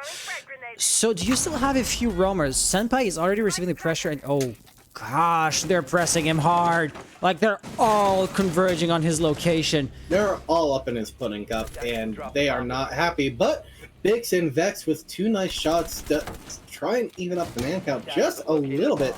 And right now we're going to be seeing a lot of vertical control coming out from YoYo Dog. We have Owen currently just decimating this ceiling from the floor in kids. And as well, we have Iski on that single wall getting ready to set up for the site execute. Barely not getting flashed there, but was Vex on his Echo Drone, going to be stalling that plant, but Kale gets Bix off the air jab. Echo Drone has been shot at this point, and not able to be able to enter the site, and being brought down to just a single HP from the vertical holes there. And Kale to finish out the round from the long angle being held from Security Hall.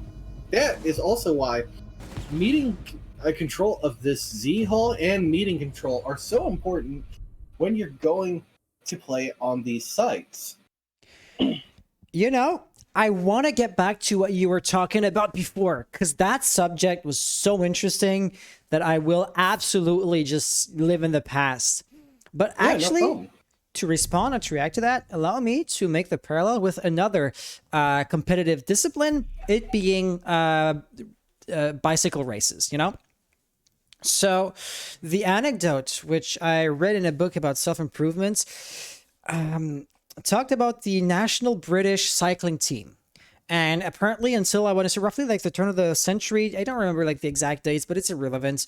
The British cycling team on the international community was irrelevant. And all of a sudden they started winning everything.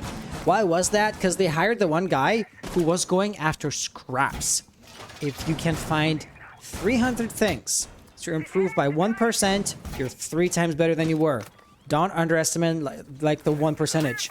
Examples were they got literally taught by surgeons how to wash their hands, to be sick less often, and to lose like less to lose less training days to sick days.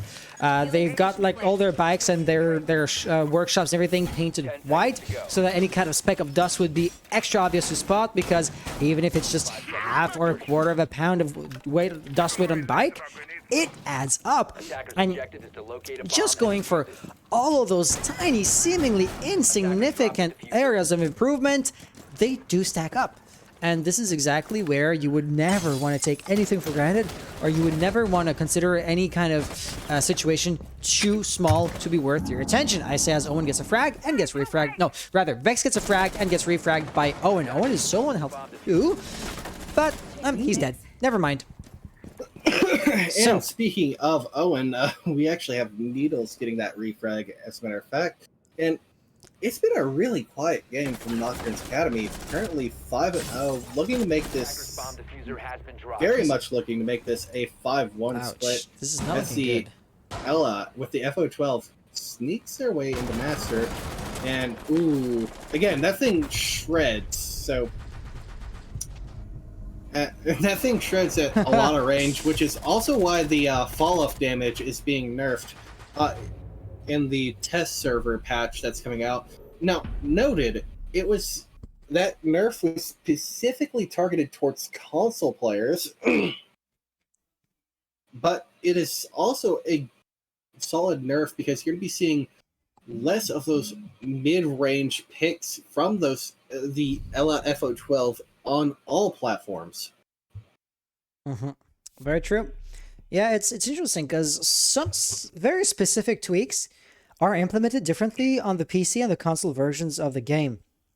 It was like back in the day. I couldn't like name the season or like the mid-season reinforcements, how they call them, where like the recoil of the SMG-11 had been Attackers tweaked need to differently, locate like and defuse nerfed, as many bombs but as differently. The season where Amaru came out, I want to say. Different than console and PC because the games just handle different. They have different handling characteristics on Yeah, controller than they it's do like, on MNK. And as well, if you've ever plugged a controller into your PC and just wondering what console siege kind of feels like on, you know, decent netcode and a higher refresh rate monitor, I have. Yeah.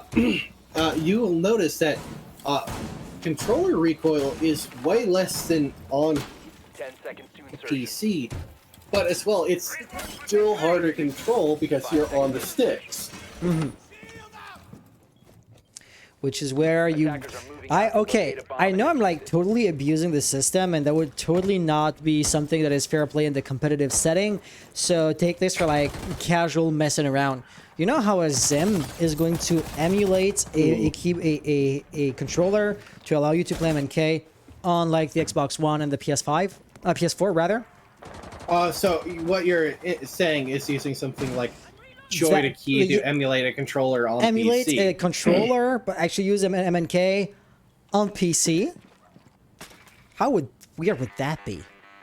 Like, the game would feel off. No, I don't know, but I do know. This is going off on this tangent again. Yeah, let's. Okay, there 'cause was yeah. there is a player on Overwatch who would use a mouse and a controller Drop the diffuser. for their game of Overwatch, and they would Okay, use so their, like aim with the mouse but move with the controller. yeah, and it allows for a little bit more finesse in your movement while Sure, still having the accuracy of the controller. And Overwatch does allow you to do that, though the UI and HUD kind of spazzes out because it's swapping between the controller and you know, mouse and keyboard. I can HUD imagine. Yeah, I can constantly. imagine. But he was able to make it work, and it was a very interesting playstyle. But as we've kind of should gone try off on that. our tangent here, 3 versus 3 situation, Mello getting a nice opening pick, getting traded out here, and now we're going to be seeing Whitaker taking it on Kale after they got a pick Attackers recovered the onto bomb diffuser. Needles. And now we're in a 2 versus 3 situation for YoYo Dog on their first top floor hold. Yeah, Nocturns might yet win this round. It's not over for YoYo either, with, you know, just over a minute remaining. Shiesty with 3 small canisters. Just about to die, though, so yeah, you can kiss those canisters goodbye at the next, you know, just stiff breeze that comes your way. Oh my goodness! But it does not happen! Bix, now in a 1v2 situation. Full health, good No gun, way. and of course, potentially unlimited intel. Thing is, intel don't only tell goes so me. far. Don't tell me that YoYo Dog, off the back of 2 nice headshots, is fixing to put Nocturnes Academy to match and series points here. That's what we're up to. Off of a singular missed frag grenade.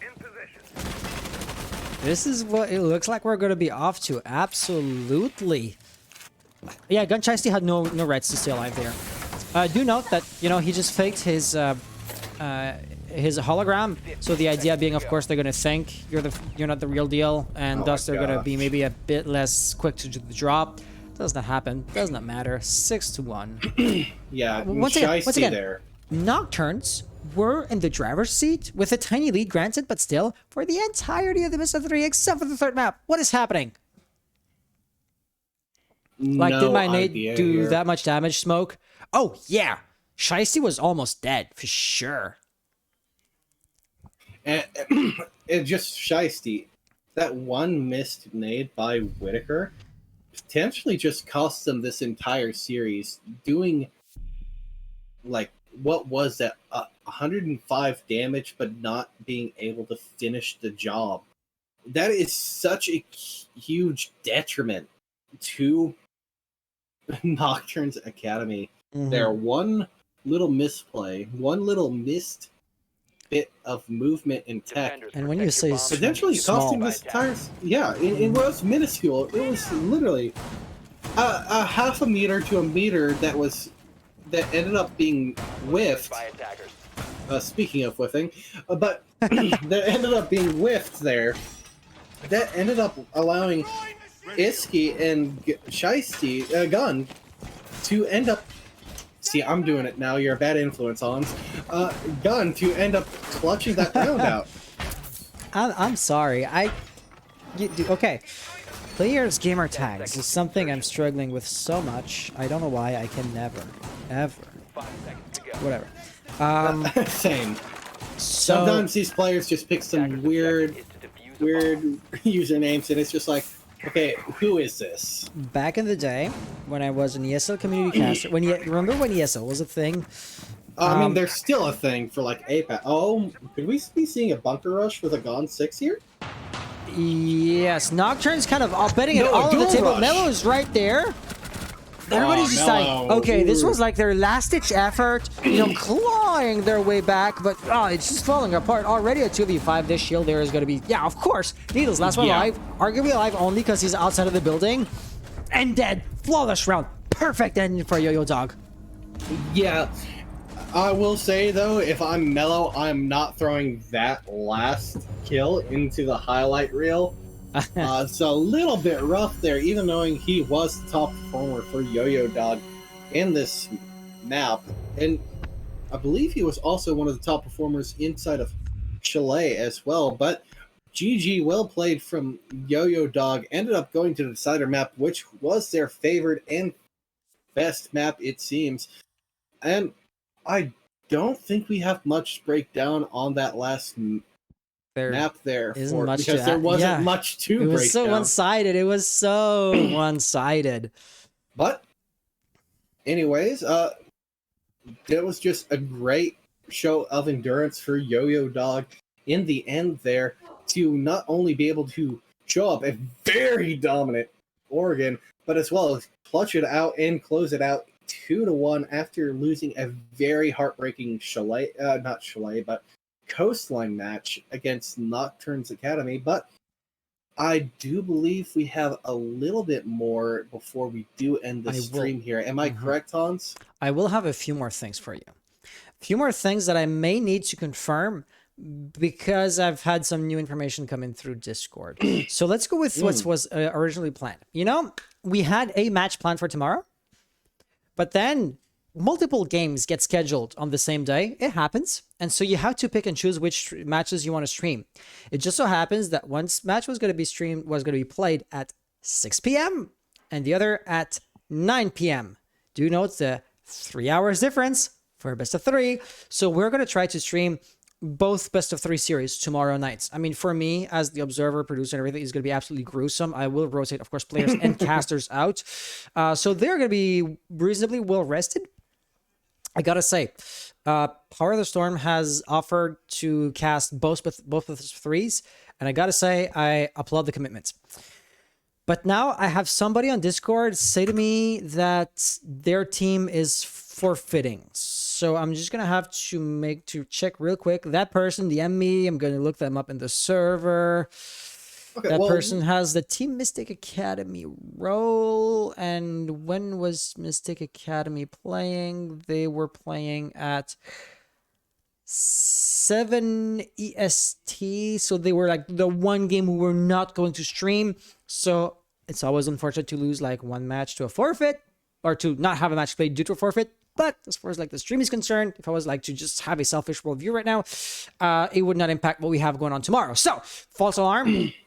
A forfeit will be entered into the game scores, but it won't affect the plans for tomorrow. Yeah, tomorrow, like throughout the entirety of the night, we're going to be on, and we are going to have some pretty amazing teams and casters too, like some people that we haven't seen in a while and that I personally find pretty skilled. So I'm always glad to have them on.